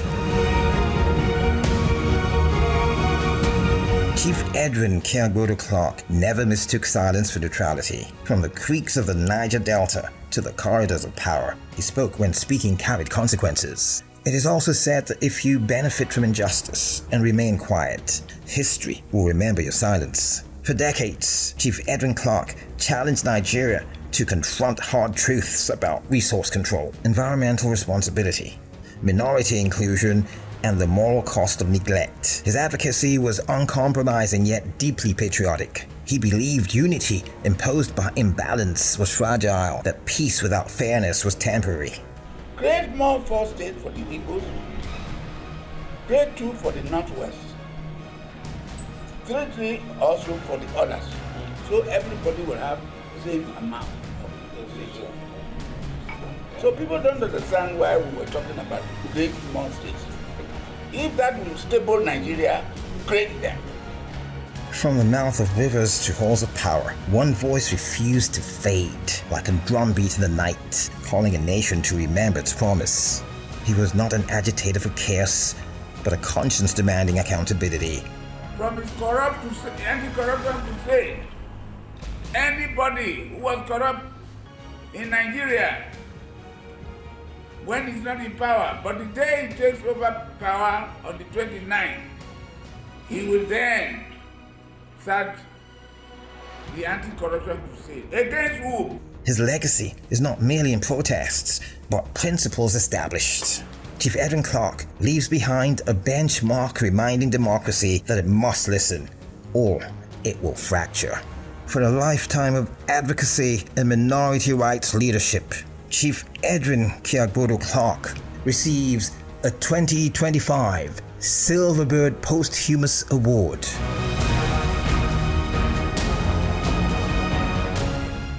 Your Excellencies, the Governor of Cross River State, Governor Otu, the Governor of Plateau State, Governor Mutfwang, the Minister of Aviation, the President of Silverbird, Senator More Bruce, friend Guy More Bruce,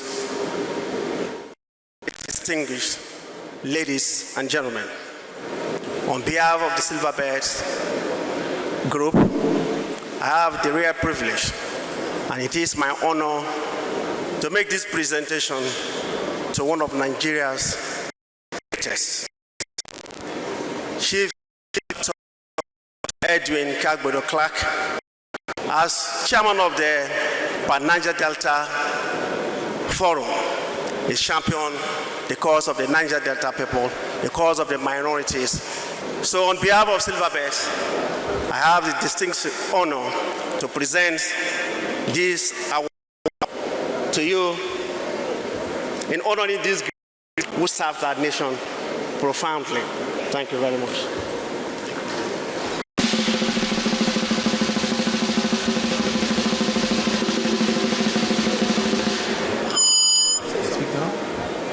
Your Excellencies, ladies and gentlemen, I want to use this opportunity to thank the Silverbird Productions under the leadership of Senator Ben Murray Bruce. We are very happy, very grateful that this honor has been done to our father. All of us in this room can attest to the fact that Chief Dr. Senator Ike Clark, OFROCON, was the father of Nigeria. He stood for all Nigerians. He stood for justice, he stood for equity, and he stood for fair play. I want to thank Silverbird Productions for remembering him just a year after his passing. We are grateful. He was a fearless man. He taught us how to be humble, how to be firm, how to stand for the truth. What he did throughout his lifetime. He stood for the people of the Ijaw extraction. He stood for the people of the Niger Delta. Without honesty, without truth, without law. When you independent group for people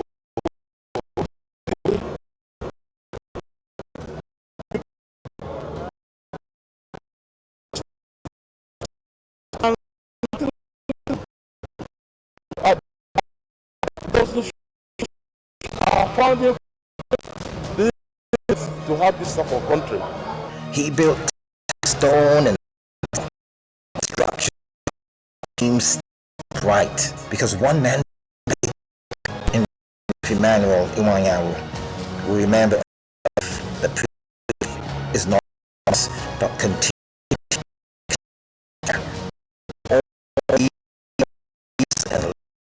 and statesmanship. Emmanuel the 21st Silverbird posthumous award.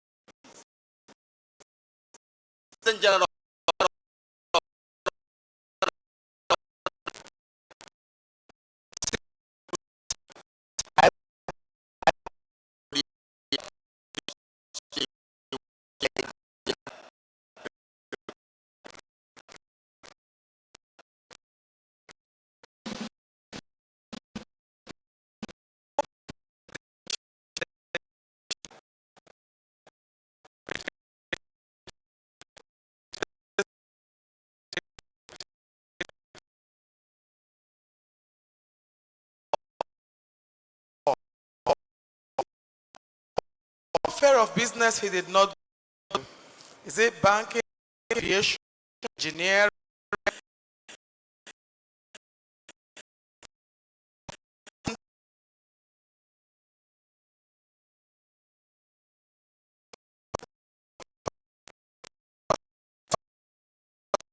I know that he's so, hearing us because we believe those that are gone are spirits. Our spirits do hear. So I'm happy to receive this award. I thank the chairman, the board, and the directorate of Silverbird. Thank you so much. I deeply appreciate this. May God bless you. Thank you very much. Thank you. Next, we turn to a visionary leader remembered for integrity and service, Chief Solomon Lar. Please turn your attention to the screen.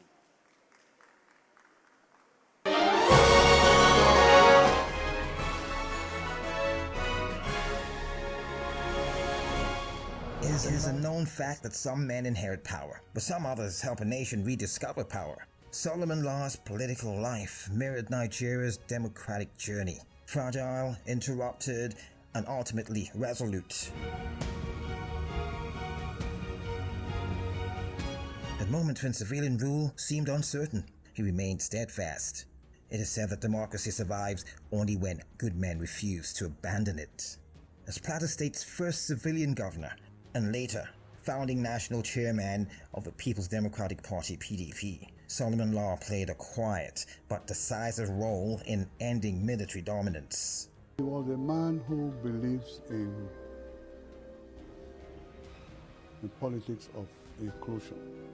When he believed in something, when he was alive. He was a colossus standing between the North and the South, bringing all of us together. His leadership was deliberate, inclusive, and restrained. He understood that institutions outlast personalities and built accordingly. Solomon Lar did not shout about making history. He shaped it patiently, brick by brick, vote by vote, until the people found their voice again. His fingerprint. In honoring Solomon Lar, we honor the courage to believe in civilian governance when belief itself was an act of risk. For democratic leadership and nation building, Chief Solomon Lar is a recipient of the 2025 Silverbird Posthumous Award.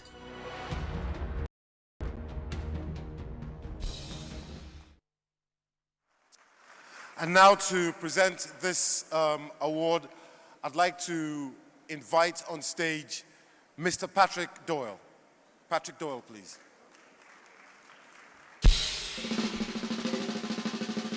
We'd also like to welcome on stage members of the family of Solomon Lar.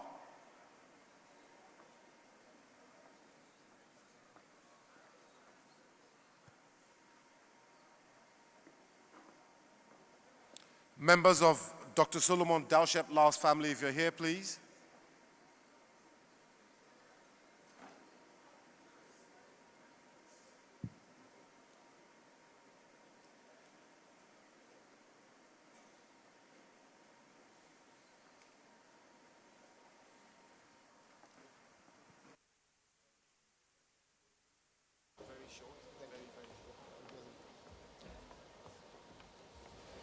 Excellency.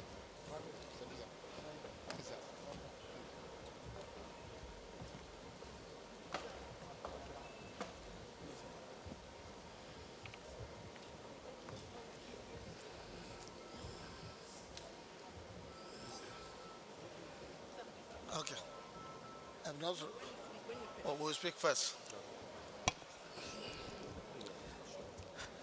Your Excellencies, let me start with my governor, the governor of Plateau State, the governor of Cross River State, the chairman Silverbird. I will also mention one of Solomon Lar's contemporaries, Chief Edwin Clark. Distinguished guests, ladies and gentlemen, today we stand as part of the families of Chief Solomon Lar. I won't say direct children, but we are remnants, part of the remnants of his grandchildren, both in politics, in business, and every social life. I saw people talking about unity of Nigeria. Each time anybody was talking about the unity of Nigeria, the last hand must reach Plateau State. And the only place you meet when you want unity of Plateau State is when you shake hands with Chief Solomon Lar. In politics, all of us knew when we were growing that if you want to have a very peaceful election in Nigeria, you must go and visit Chief Solomon Lar. He produced the Abiolas. He produced, I don't want to count the rest. He produced the Passenger. And even in that, Chief Lar produced our current president, Asiwaju Bola Ahmed Tinubu. Thank you. So on behalf of the great people, on behalf of his families, on behalf of all he has put his hands on in Nigeria, we are only a segment representing them. You can see here, all North Central, the whole of Middle Belt is here, representing the entire family of Solomon Lar. So we congratulations, thank you, congratulations, sir. We're so sorry we have to stop you at this time. Thank you so much. Silverbird. Please, a round of applause for the representatives of Solomon Lar. Congratulations once again. Thank you. Thank you. I'm also here with the former Deputy Speaker. Thank of you. the House of Representatives. Please. Thank you, Chairman Silverbird Group of Companies. Thank you very much, Chairman. So our last born. Thank you very much, sir. Congratulations once again. Thank you very much for honoring Daddy. God bless you. Thank you. Thank you. Distinguished guests, ladies and gentlemen, please, we do not want to interrupt you while you're giving your appreciation speech, so please kindly honor the 2 minutes time that you have. But I'm happy you can see that we can interrupt you if we need to, so please. I wouldn't even want to do that again. Right now, it is time for us to move to the raffle draw segment. Ladies and gentlemen, 20 lucky people will go home with 500,000 naira each, courtesy of Premier Lotto. So if you have your raffle tickets, please get them ready. As we bring up stage to take over this segment, Faith and Sugar. Please, a round of applause for Faith and Sugar, please. Thank you.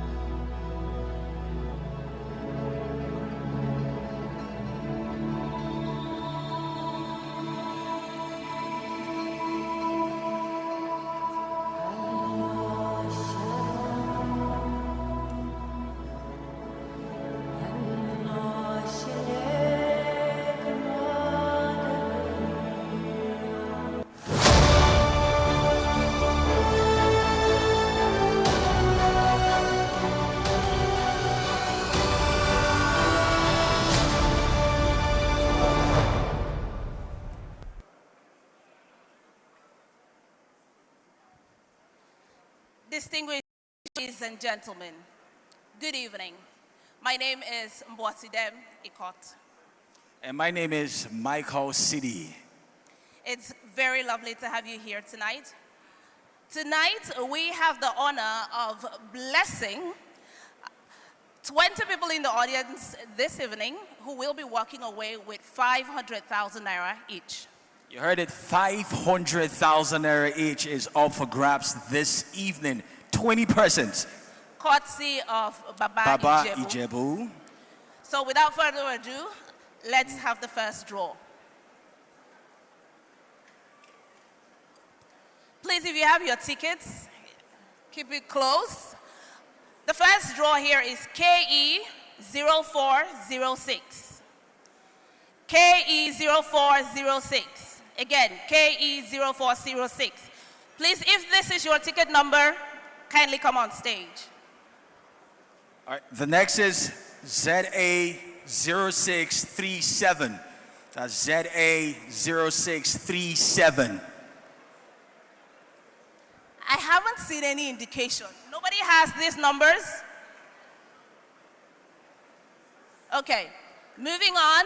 The third draw for tonight, ZA, please come on stage. We have someone already. ZA0490. ZA0490. Kindly come on stage if this is yours. All right. Just hold it. And the fourth person for tonight is ZA0532. That's ZA0532. Okay. We see you running up. Please confirm his Remember, ticket. 500,000 naira is up for grabs. All right, ZA0490. ZA0637. And you have this one, KE0406. Where is the fourth person? One more person, right? All right. In the absence of that person, we'll draw one more ticket. Okay. One more ticket. ZA0202. Are you in the hall? ZA0202.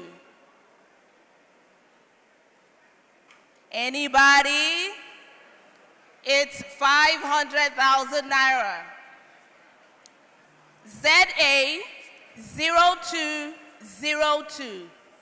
Let's not forget 500,000 naira. It's all for grabs right now. Kotsi Baba Ijebu. Should we move on? Do we move on? ZA0202. Going once? Going twice? Gone. God, you have dear. someone. Okay. Congratulations. You almost lost 500,000 naira. Ladies and gentlemen, thank you. We will be right back for another draw later. Yeah.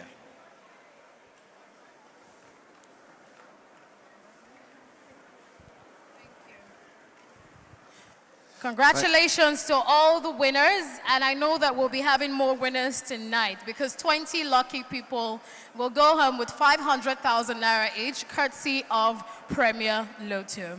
But before we move ahead with the program, at this time, we'd like to acknowledge the presence of some distinguished guests in our midst.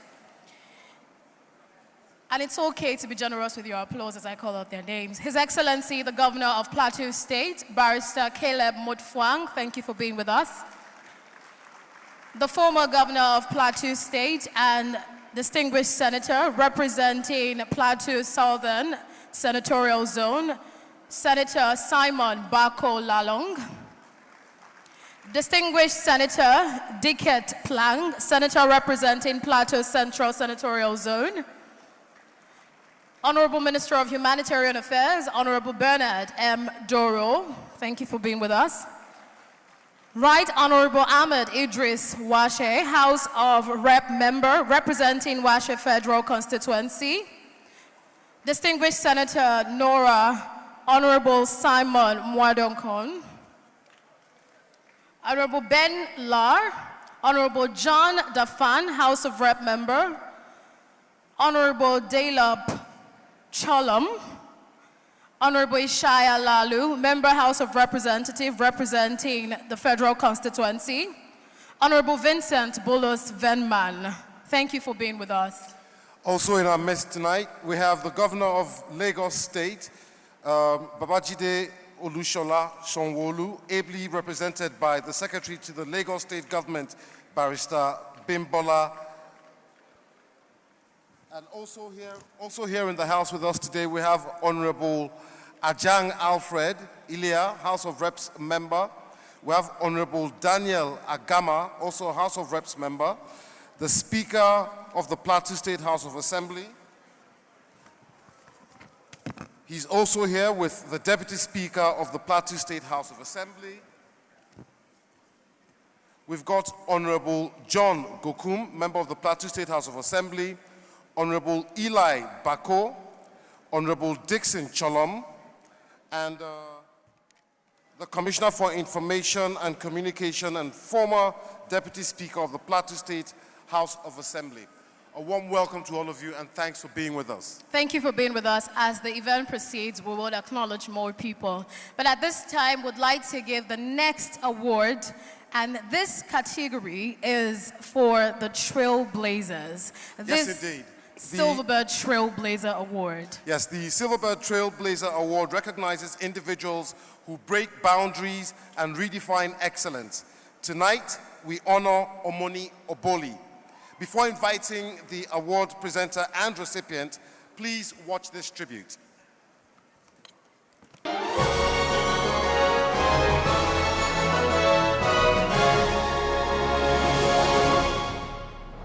Hollywood, trailblazers don't wait for permission. They build new doors, create new audiences. This is the story of Omoni Oboli. Actress turned producer, filmmaker, and one of Nigeria's most influential creative forces. Born on April 22, 1978, and raised in Benin City, Edo State, Omoni's journey has been defined by excellence and reinvention. With a degree in French from the University of Benin and filmmaking training at the New York Film Academy, she combined education with passion and turned talent into a legacy. She began acting professionally in the mid-1990s, then stepped away for a decade to focus on family and personal growth. But when she returned in 2009, it wasn't just a comeback, it was a statement. Her performance in The Figurine positioned her again at the heart of serious storytelling. Omoni Oboli. Then came global recognition. In 2010, she became the first Nollywood actress to win Best Actress at 2 international festivals in the same year for Anchor Baby. What makes you think it will be a boy? It's going to be a boy. How long do you think we're going to keep hiding? It was a moment that pushed Nigerian cinema further into the global conversion. But Omoni did not stop at acting. She built a production powerhouse, delivering box office success with films that entertained, sparked conversations, and filled theaters. From being Mrs. Elliot to Wives on Strike to Okafor's Law, she proved that Nigerian stories could be bold, commercial, and culturally relevant. I love it when filmmakers really take their time to do great work. It's about doing it and doing it right. And when the industry shifted, she shifted faster. Omoni's digital pivot became a masterclass, building Omoni Oboli TV into one of Nigeria's biggest movie platforms online. Weekly releases, premium storytelling, and a new audience reach powered by consistency and innovation. In 2025, that digital dominance earned her national recognition, crowned YouTube Nigeria Content Creator of the Year, a clear sign that she just wasn't keeping up with the future, she was actually creating it. Beyond the lights and cameras, her impact extends to service through the Omoni Oboli Foundation, supporting women and children and creating relief where it matters most. For her, success is not just personal, it's purposeful. From blockbuster cinema to digital leadership, from global awards to local empowerment, Omoni Oboli represents the new creative economy. Fearless, strategic, and unstoppable. Her breaking barriers, for rewriting the rules and proving that Nigerian storytelling can win anywhere, on the screen, online, and beyond. Omoni Oboli is the recipient of the 2025 Silverbird Trailblazer Award.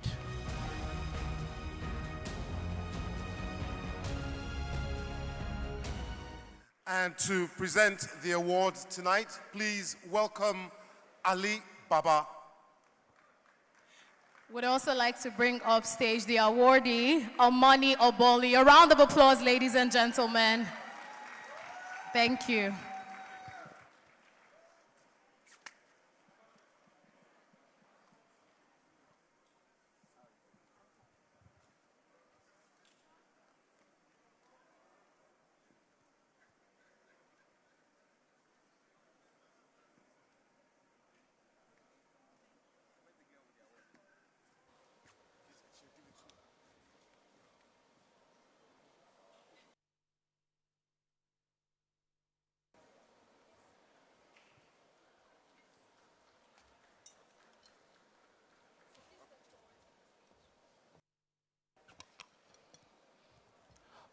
On behalf of the Silverbird production and the Silverbird Awards, Silverbird Man of the Year Award, we present this to you, Omoni, for your hard work and your greatness.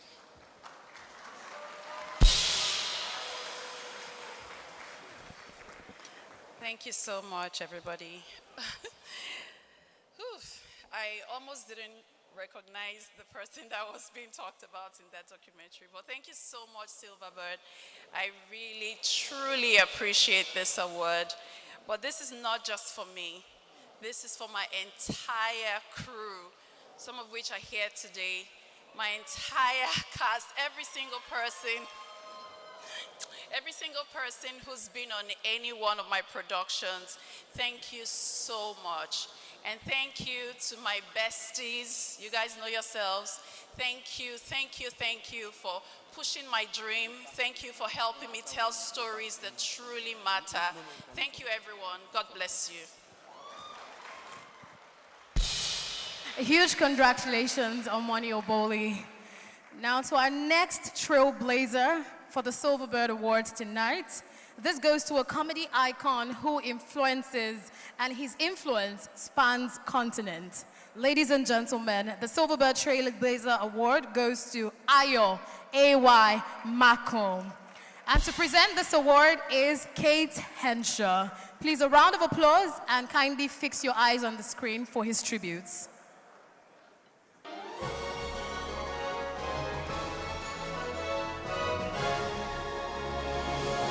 In Nigerian entertainment, very few names have mastered reinvention like Ayo Makun, a comedian who didn't just own the stage, but crossed into cinema, production, and digital dominance, becoming a true industry blueprint.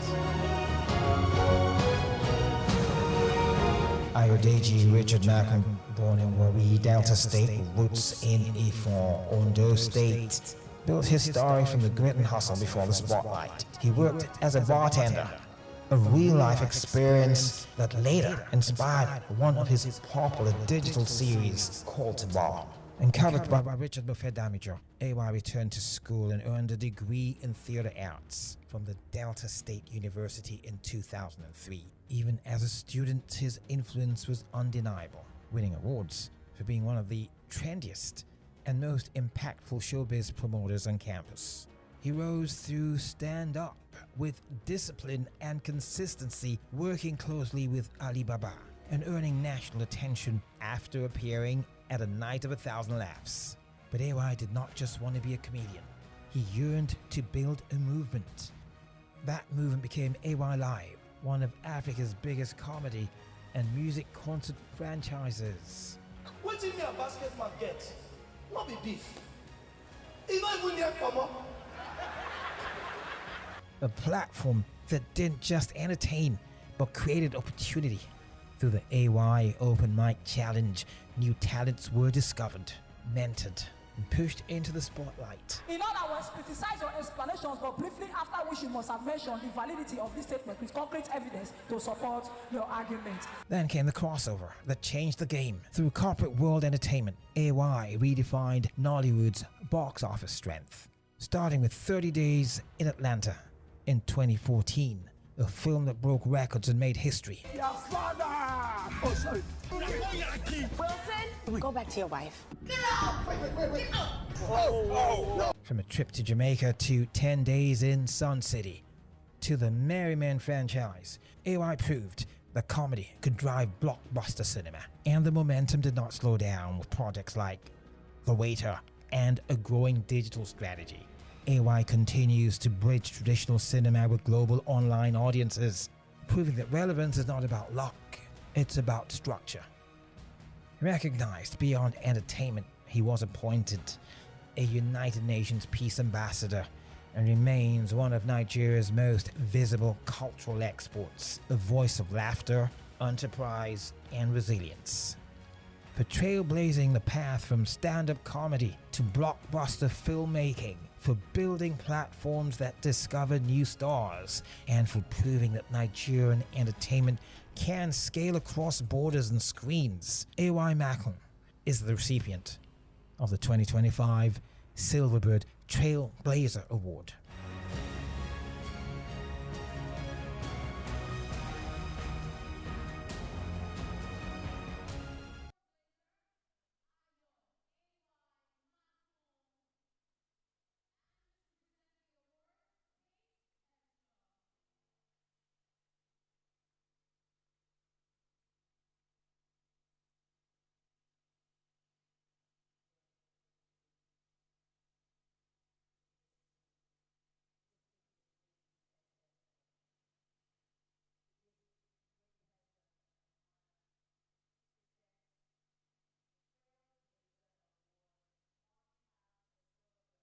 Group and the Silverbird Man of the Year Award to none other than my brother, friend, ancestor. He started this day before me and he looks the same. Ayo Makun. Congratulations, bro.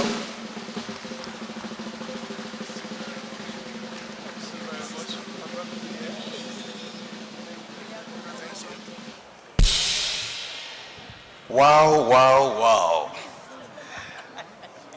The good book says the race is not only to the swift, neither the battle for the strong, but time and chance happens to them all.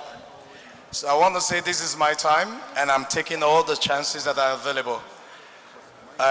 This is a good time to say thank you for these prestigious awards. Uncle Ben, I see you. You've always been there doing all the nudging and prodding, supporting, encouraging, and making me feel bigger, even larger than life with all the encouragement. And I want to say thank you to you, the entire Silverbird group. And for me, this is just another feather to the growing cap. So thank you very much. And God bless you real good. And of course, to all my fans, everyone that has supported the AY brand. Yes, we're coming back to Eco Hotel this year. April 5th is usually going to be the sold out show. Come on the 5th of April. We're going to do this together. So thank you. My younger brothers are here.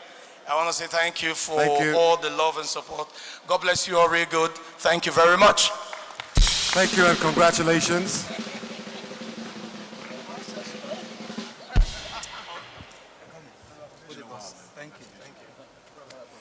Congratulations to AY. Our next Trailblazer Award is to an entrepreneur and a change maker. The Silverbird Trailblazer Award goes to Dr. Chimaobi Desmond Anyaso. And to present that award will be Mrs. Kikelomo Abati. Before that, please do watch this tribute. Thank you.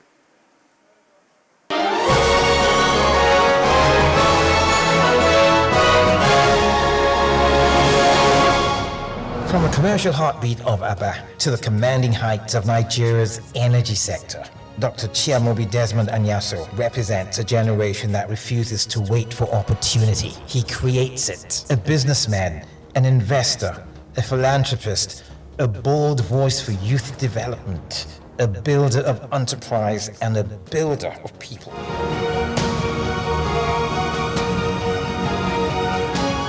Born on September 16, 1980 in Abba, Abia State, Dr. Chimanyaso's story is rooted in discipline, resilience, and early ambition. Even as a primary school student, he engaged in petty trading during holidays, not from lack, but from hunger for independence. Entrepreneurship was not learned later, it was lived early. He proceeded to Ebonyi State University, earning a degree in English and literature, and later strengthened his foundation with an MBA and MSc in management from the University of Lagos, alongside executive management training in New York. This was not luck, it was preparation.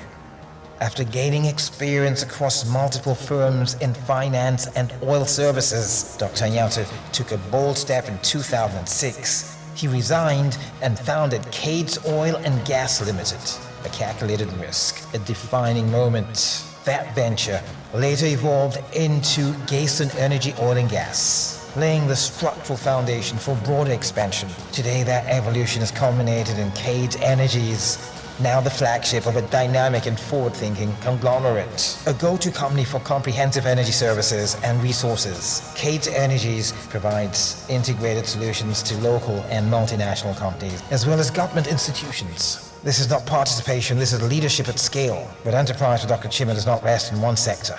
He founded SC&C Bureau de Change, among the elite Class A institutions licensed by the Central Bank of Nigeria. He chairs Timberland Properties, an investment company with strong interest in Lagos real estate. Dr. Anyaso, together with his wife, owns several businesses, including Corniche Hotel Limited, a portfolio of boutique hotels with 3 locations in Lagos and other places. He's the majority owner of St. Edward's Specialist Hospital and Cardiac Center. Dr. Anyaso's business interests cut across major sectors of the economy, and through the Power Enterprise, he has provided gainful employment to over 1,000 Nigerians directly and indirectly. A diversified vision, a structured expansion, and a conglomerate built with foresight. But beyond boardrooms lies his deeper mission. Through the Chima Anyaso Foundation, over 17,000 citizens across Abia State have received free medical care. HIV/AIDS patients have been supported, communities have been reached, and lives preserved. Through youth empowerment initiatives, over 100 MSMEs have been funded, 400 motorcycles distributed, and more than 100 vehicles provided to unemployed youth. Widows equipped with startup grants and tools. Families have been restored to dignity. And through the Ahoma Anyaso Education Foundation, an ultra-modern tuition-free school built and fully funded by him for 11 years. Over 500 pupils receive quality education at no cost. This is not charity, it is structured intervention, recognized by Forbes-rated African Achievers Award for Community Development, named Democracy Youth Icon of the Year, listed among Nigeria's top 20 business professionals. A positive disruptor, a youth advocate, a national voice calling for awareness, responsibility, and development. His leadership is not loud, it is effective.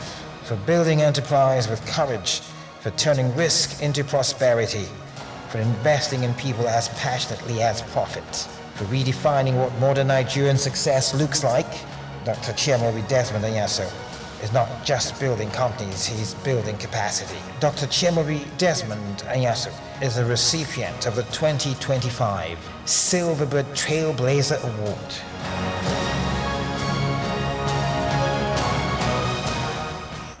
Now to present the Silverbird Trailblazer Award to Dr. Chima Desmond Anyaso, please join us welcome the award presenter. Can we also have representatives of Dr. Chima Desmond Anyaso on stage? Thank you.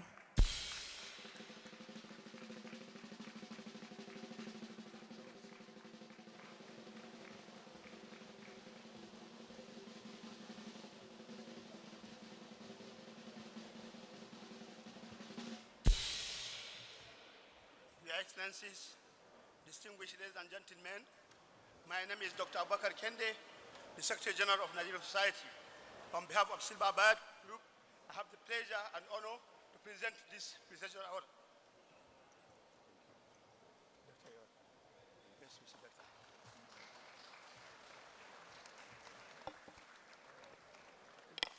Thank you very much.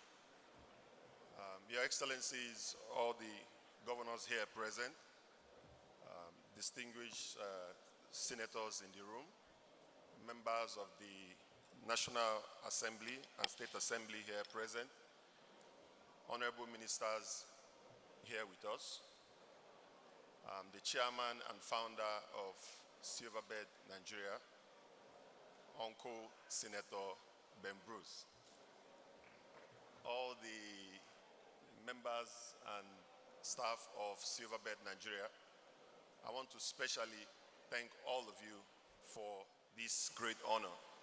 It's very humbling, like the documentary said, coming from Abba, the bustling city of Abba, to share this prestigious stage with very distinguished Nigerians is very humbling, and I think this is, for me, is a charge to do more.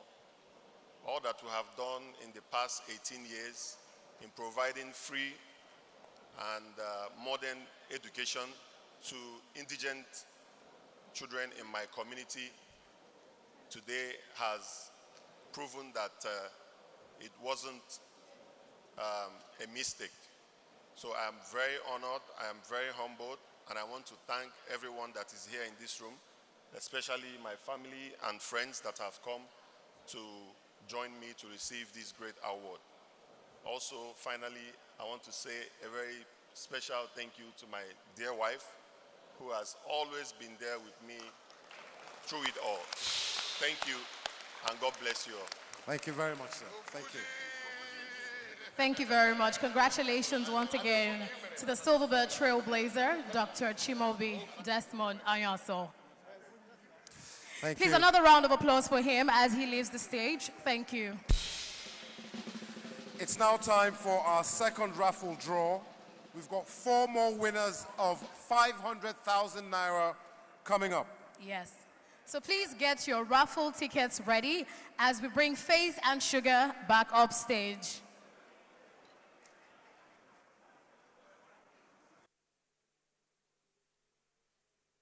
I'd like to seize this opportunity to say a big congratulations to His Excellency, Apostle Senator Prince Bassey Otu, on the conferment on him of the Award of Man of the Year by the prestigious Silverbird organization. The conferment of an award of this nature cannot be based on small achievements. It is my belief that it is as a result of the transformational achievements of His Excellency the Governor. Achievements that have become not just milestones for the people of Cross River State, but also transformation that will establish generational positive changes for the people of Cross River State. We will look at this transformational achievement, this accolade, as one feather in the cap of Governor Bassey Otu, and many more to come. In my personal estimation, Silverbird Man of the Year Award is great, but I see this as a recognition of His Excellency Senator Prince Bassey Otu as Cross River State Man of the Decades.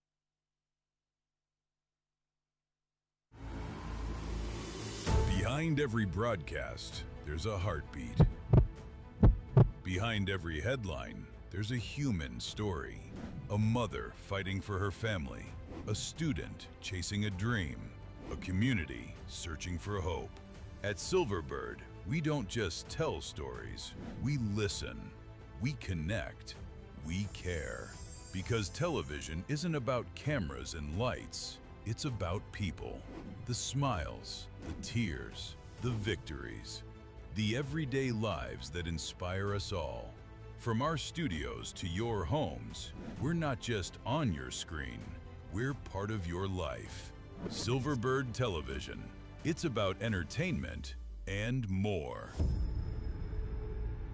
On behalf of the board and management of the service, we want to congratulate our elder brother, our father, our mentor, Prince Bassey Otu. The records are there, very clear. He has changed the fortunes of the states in terms of financial accountability, which is the area in which I belong. He has been able to build a system where accountability is the watchword. In terms of development, he has done a lot. Road constructions, the state capital has gotten a new change.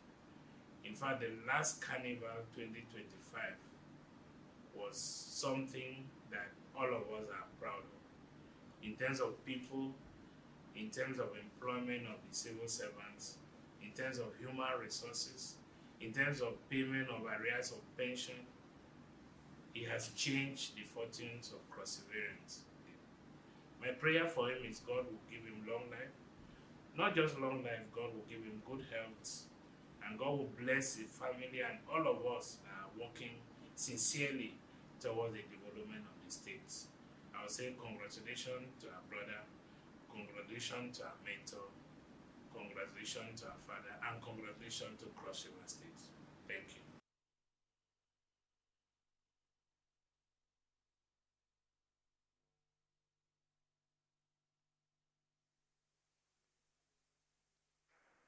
Ladies and gentlemen, we're back again.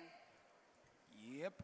So without further ado, the ticket here is ZA0700.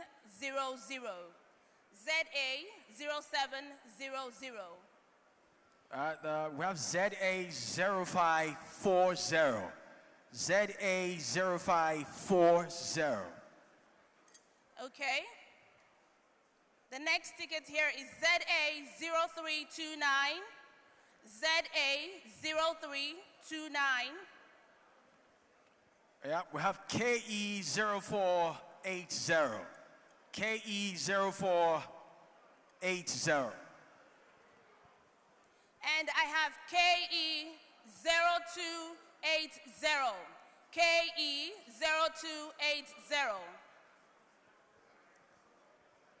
Are they all here? Please come. Let me see it. We have 2 people left.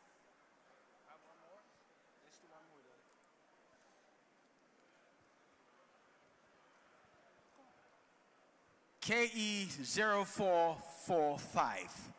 KE0445.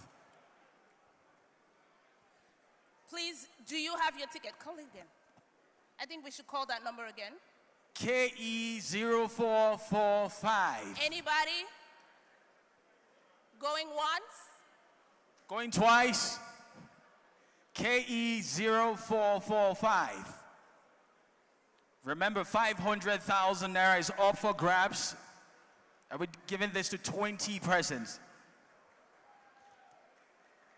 Are you there? Are you there?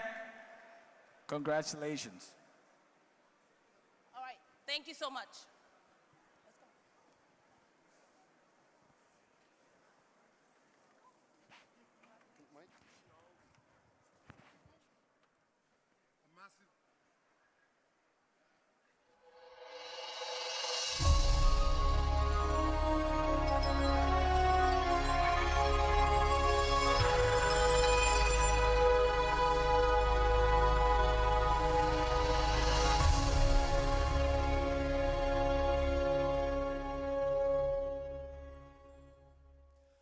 Massive congratulations to all our winners there. Now, ladies and gentlemen, some careers are measured in years, others are measured by impact. Our next honor recognizes a woman whose contribution to theater, film, and television has shaped generations of performers. The Silverbird Lifetime Achievement Award celebrates enduring excellence, and tonight we proudly honor Joke Silva. Please take a look at the screen.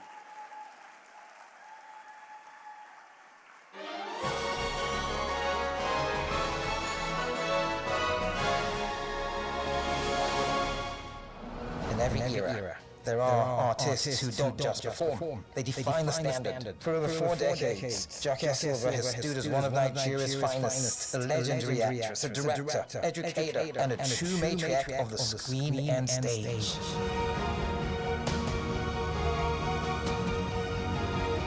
Born Born on September 29, 1961 in Lagos, Joke Silva's journey began with strong foundations, raised in a distinguished home, shaped by discipline, education.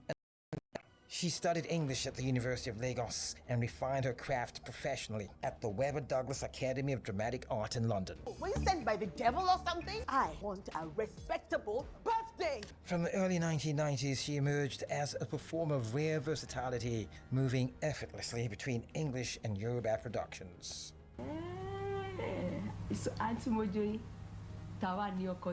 Films like Violated, Woman's Court, and White Waters showcased a woman who could carry emotion, strength, and truth in a single scene. Her excellence has been recognized at the highest levels. Joke Silva is a multiple award winner at the Africa Movie Academy Awards, winning Best Actress in a Leading Role and earning Best Supporting Actress honors across different eras of her career. In 2014, she was also conferred with a national honor, member of the Order of the Federal Republic of Nigeria. But her legacy is bigger than awards.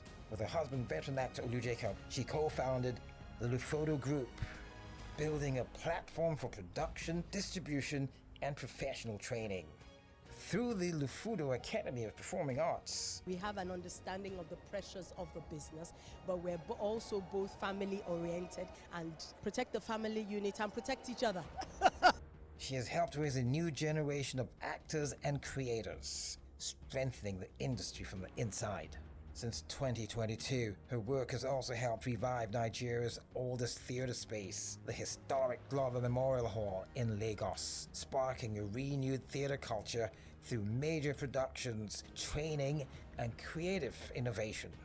Beyond performances, she remains a voice of advocacy for human dignity, women empowerment, and awareness for families navigating dementia. Through strength, grace, and service, she continues to inspire a continent. For 4 decades of unforgettable performances, for building institutions that train the future, and for carrying Nigerian art with excellence, courage, and class, Joke Silva is the recipient of the 2025 Silverbird Lifetime Achievement Award.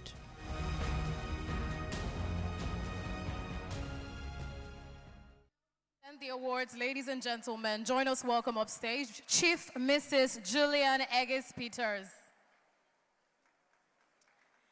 And now, ladies and gentlemen, with great respect and admiration, please put your hands together as we welcome Silva. Thank you.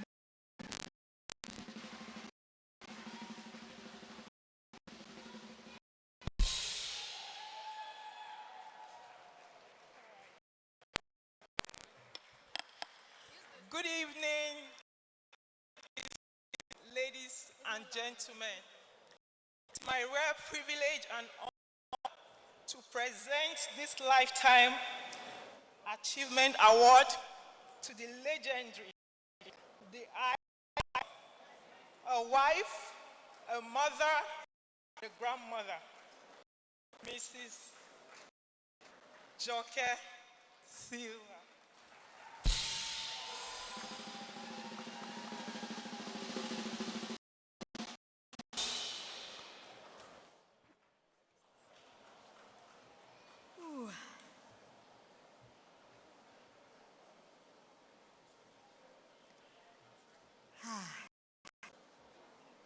Distinguished ladies and gentlemen,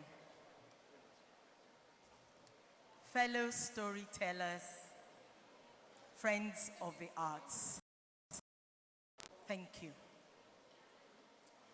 This Lifetime Achievement humbles me, and I feel highly honored. But it's not an end point, but a break tomorrow. And I've lived the power of stories, stage, on screen. It's contributing to shaping our nation.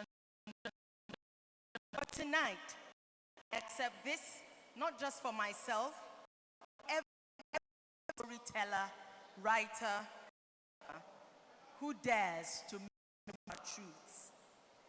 Our storytelling industry, theater, music, fashion, art, be, she. We export our culture to the world while healing divides. Yet, we gasp. We need Nigeria, the business community, to step forward as true partners, not spectators. Invest boldly in content creation. Build sustainable infrastructure. Amplify distribution and impact measurement. Corporate Nigeria, you thrive on innovation, we thrive on imagination. Together, we can make Nigeria Africa's cultural hub, exporting trillions in content by 2030. This award charges me to keep telling truths. I charge you. Fund the dreamers. Let our industry become a true soft power. And I would like to dedicate this incredible, amazing award. Thank you, my brother, Ben Bruce. I'd like to dedicate it to the one and only and always, Olu Jacobs. Thank you. Thank you very much. Thank you very, very much, madam. Congratulations. Thank you. Now they say innovation drives transformation. Our next honoree is a visionary entrepreneur whose leadership has reshaped financial technology and enterprise systems in Nigeria. Tonight, the Silverbird Special Achievement Award is presented to Mitchell Elegbe. Before we present the award, kindly fix your eyes on the screen for his tribute.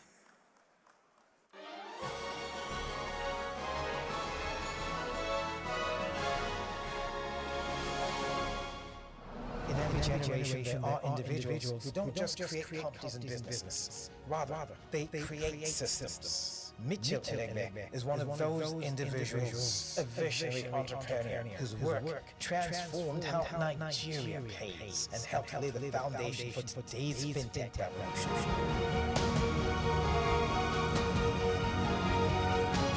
Born on November 14, 1973, in Benin City, Edo State, Mitchell's story is rooted in resilience. He lost his father before he was born and grew up learning early what determination truly means. From Olaja in Delta State to the University of Benin, he pursued electrical and electronic engineering, powered by grit, focus, and a belief that problems exist to be solved.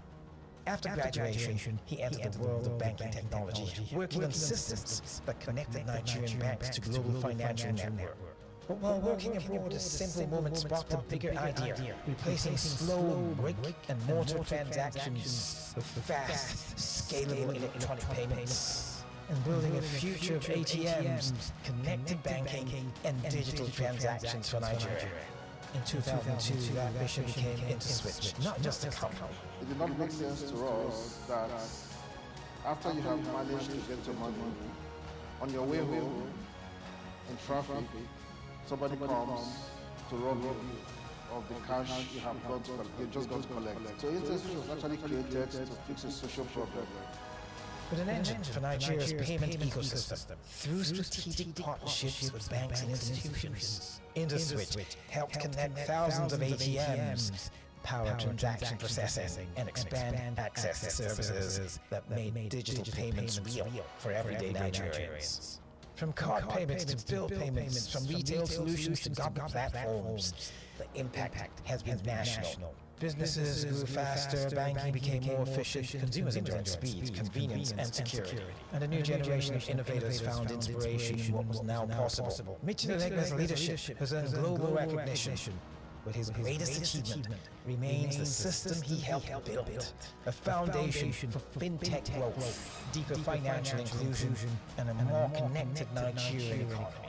for pioneering the digital payments revolution, for strengthening modern transaction processing, and for helping transform Nigeria's financial technology landscape through innovation, scale, and impact. Mitchell Elegbe is the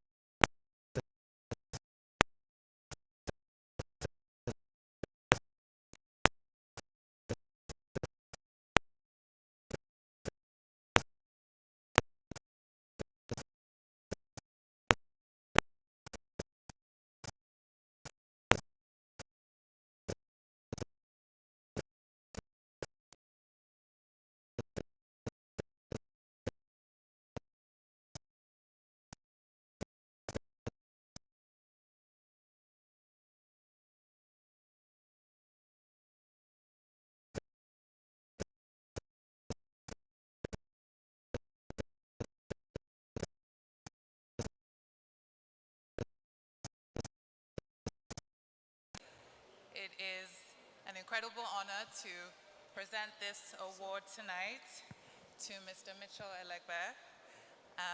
It's very, very inspiring for me because he not only has created a legacy in his business, but he's also created a digital financial ecosystem that has changed the way Africa connects and transacts and has empowered businesses and enabled commerce.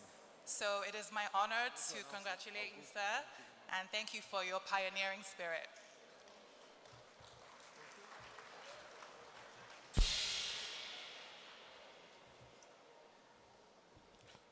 Your Excellencies, Honorable Ministers here present, distinguished senators, distinguished ladies and gentlemen. First, I would like to thank the Silverbird Group, the founder and staff of Silverbird, for the excellent work they have done in the last 20 years in organizing such a wonderful event. 23 years ago, a group of young Nigerians with no experience in banking, never worked in banking before, with no experience in payment, felt we could do something about a very simple social problem we had in Nigeria. The notion that you work hard for your money, and when you want that money, you need to go queue up in a bank, collect tally numbers, did not make sense to us. So with no experience and a strong belief that problems are local and therefore solutions should be local, a group of young Nigerians trained here decided to fix that problem. Today, the Nigerian payment system is one of the most advanced in the world. This is the country, thank you. This is the country where you do a transaction, immediately the recipient gets value and begins to spend. This is an ecosystem that has grown to create jobs and brought a lot of foreign direct investment into the country. So today, as I stand before you, I would like to receive this award not as Mitchell Elegbe, but for the over 1,600 staff of InterSwitch that have worked tirelessly, some of them for 23 years, to make sure that this dream remains and that a lot of young Nigerians can get inspiration from our own experience and from what we have done. Today, I'd like to thank my friends and colleagues who thought it fit to come here today to receive this honor on our behalf, and especially my wife, Mercy, who believed in me from the very first year at the University of Benin, when we were still dreaming dreams. Thank you very much, sweetheart. Most times, what we not realize is that sometimes as men, we need the very strong arm of a lady beside us to calm us from the storms that we experience in everyday life. So on behalf of the InterSwitch team, I'd like to thank Silverbird again for this wonderful opportunity. God bless you, and God bless Nigeria. Thank you very much. Congratulations once again, Michelle.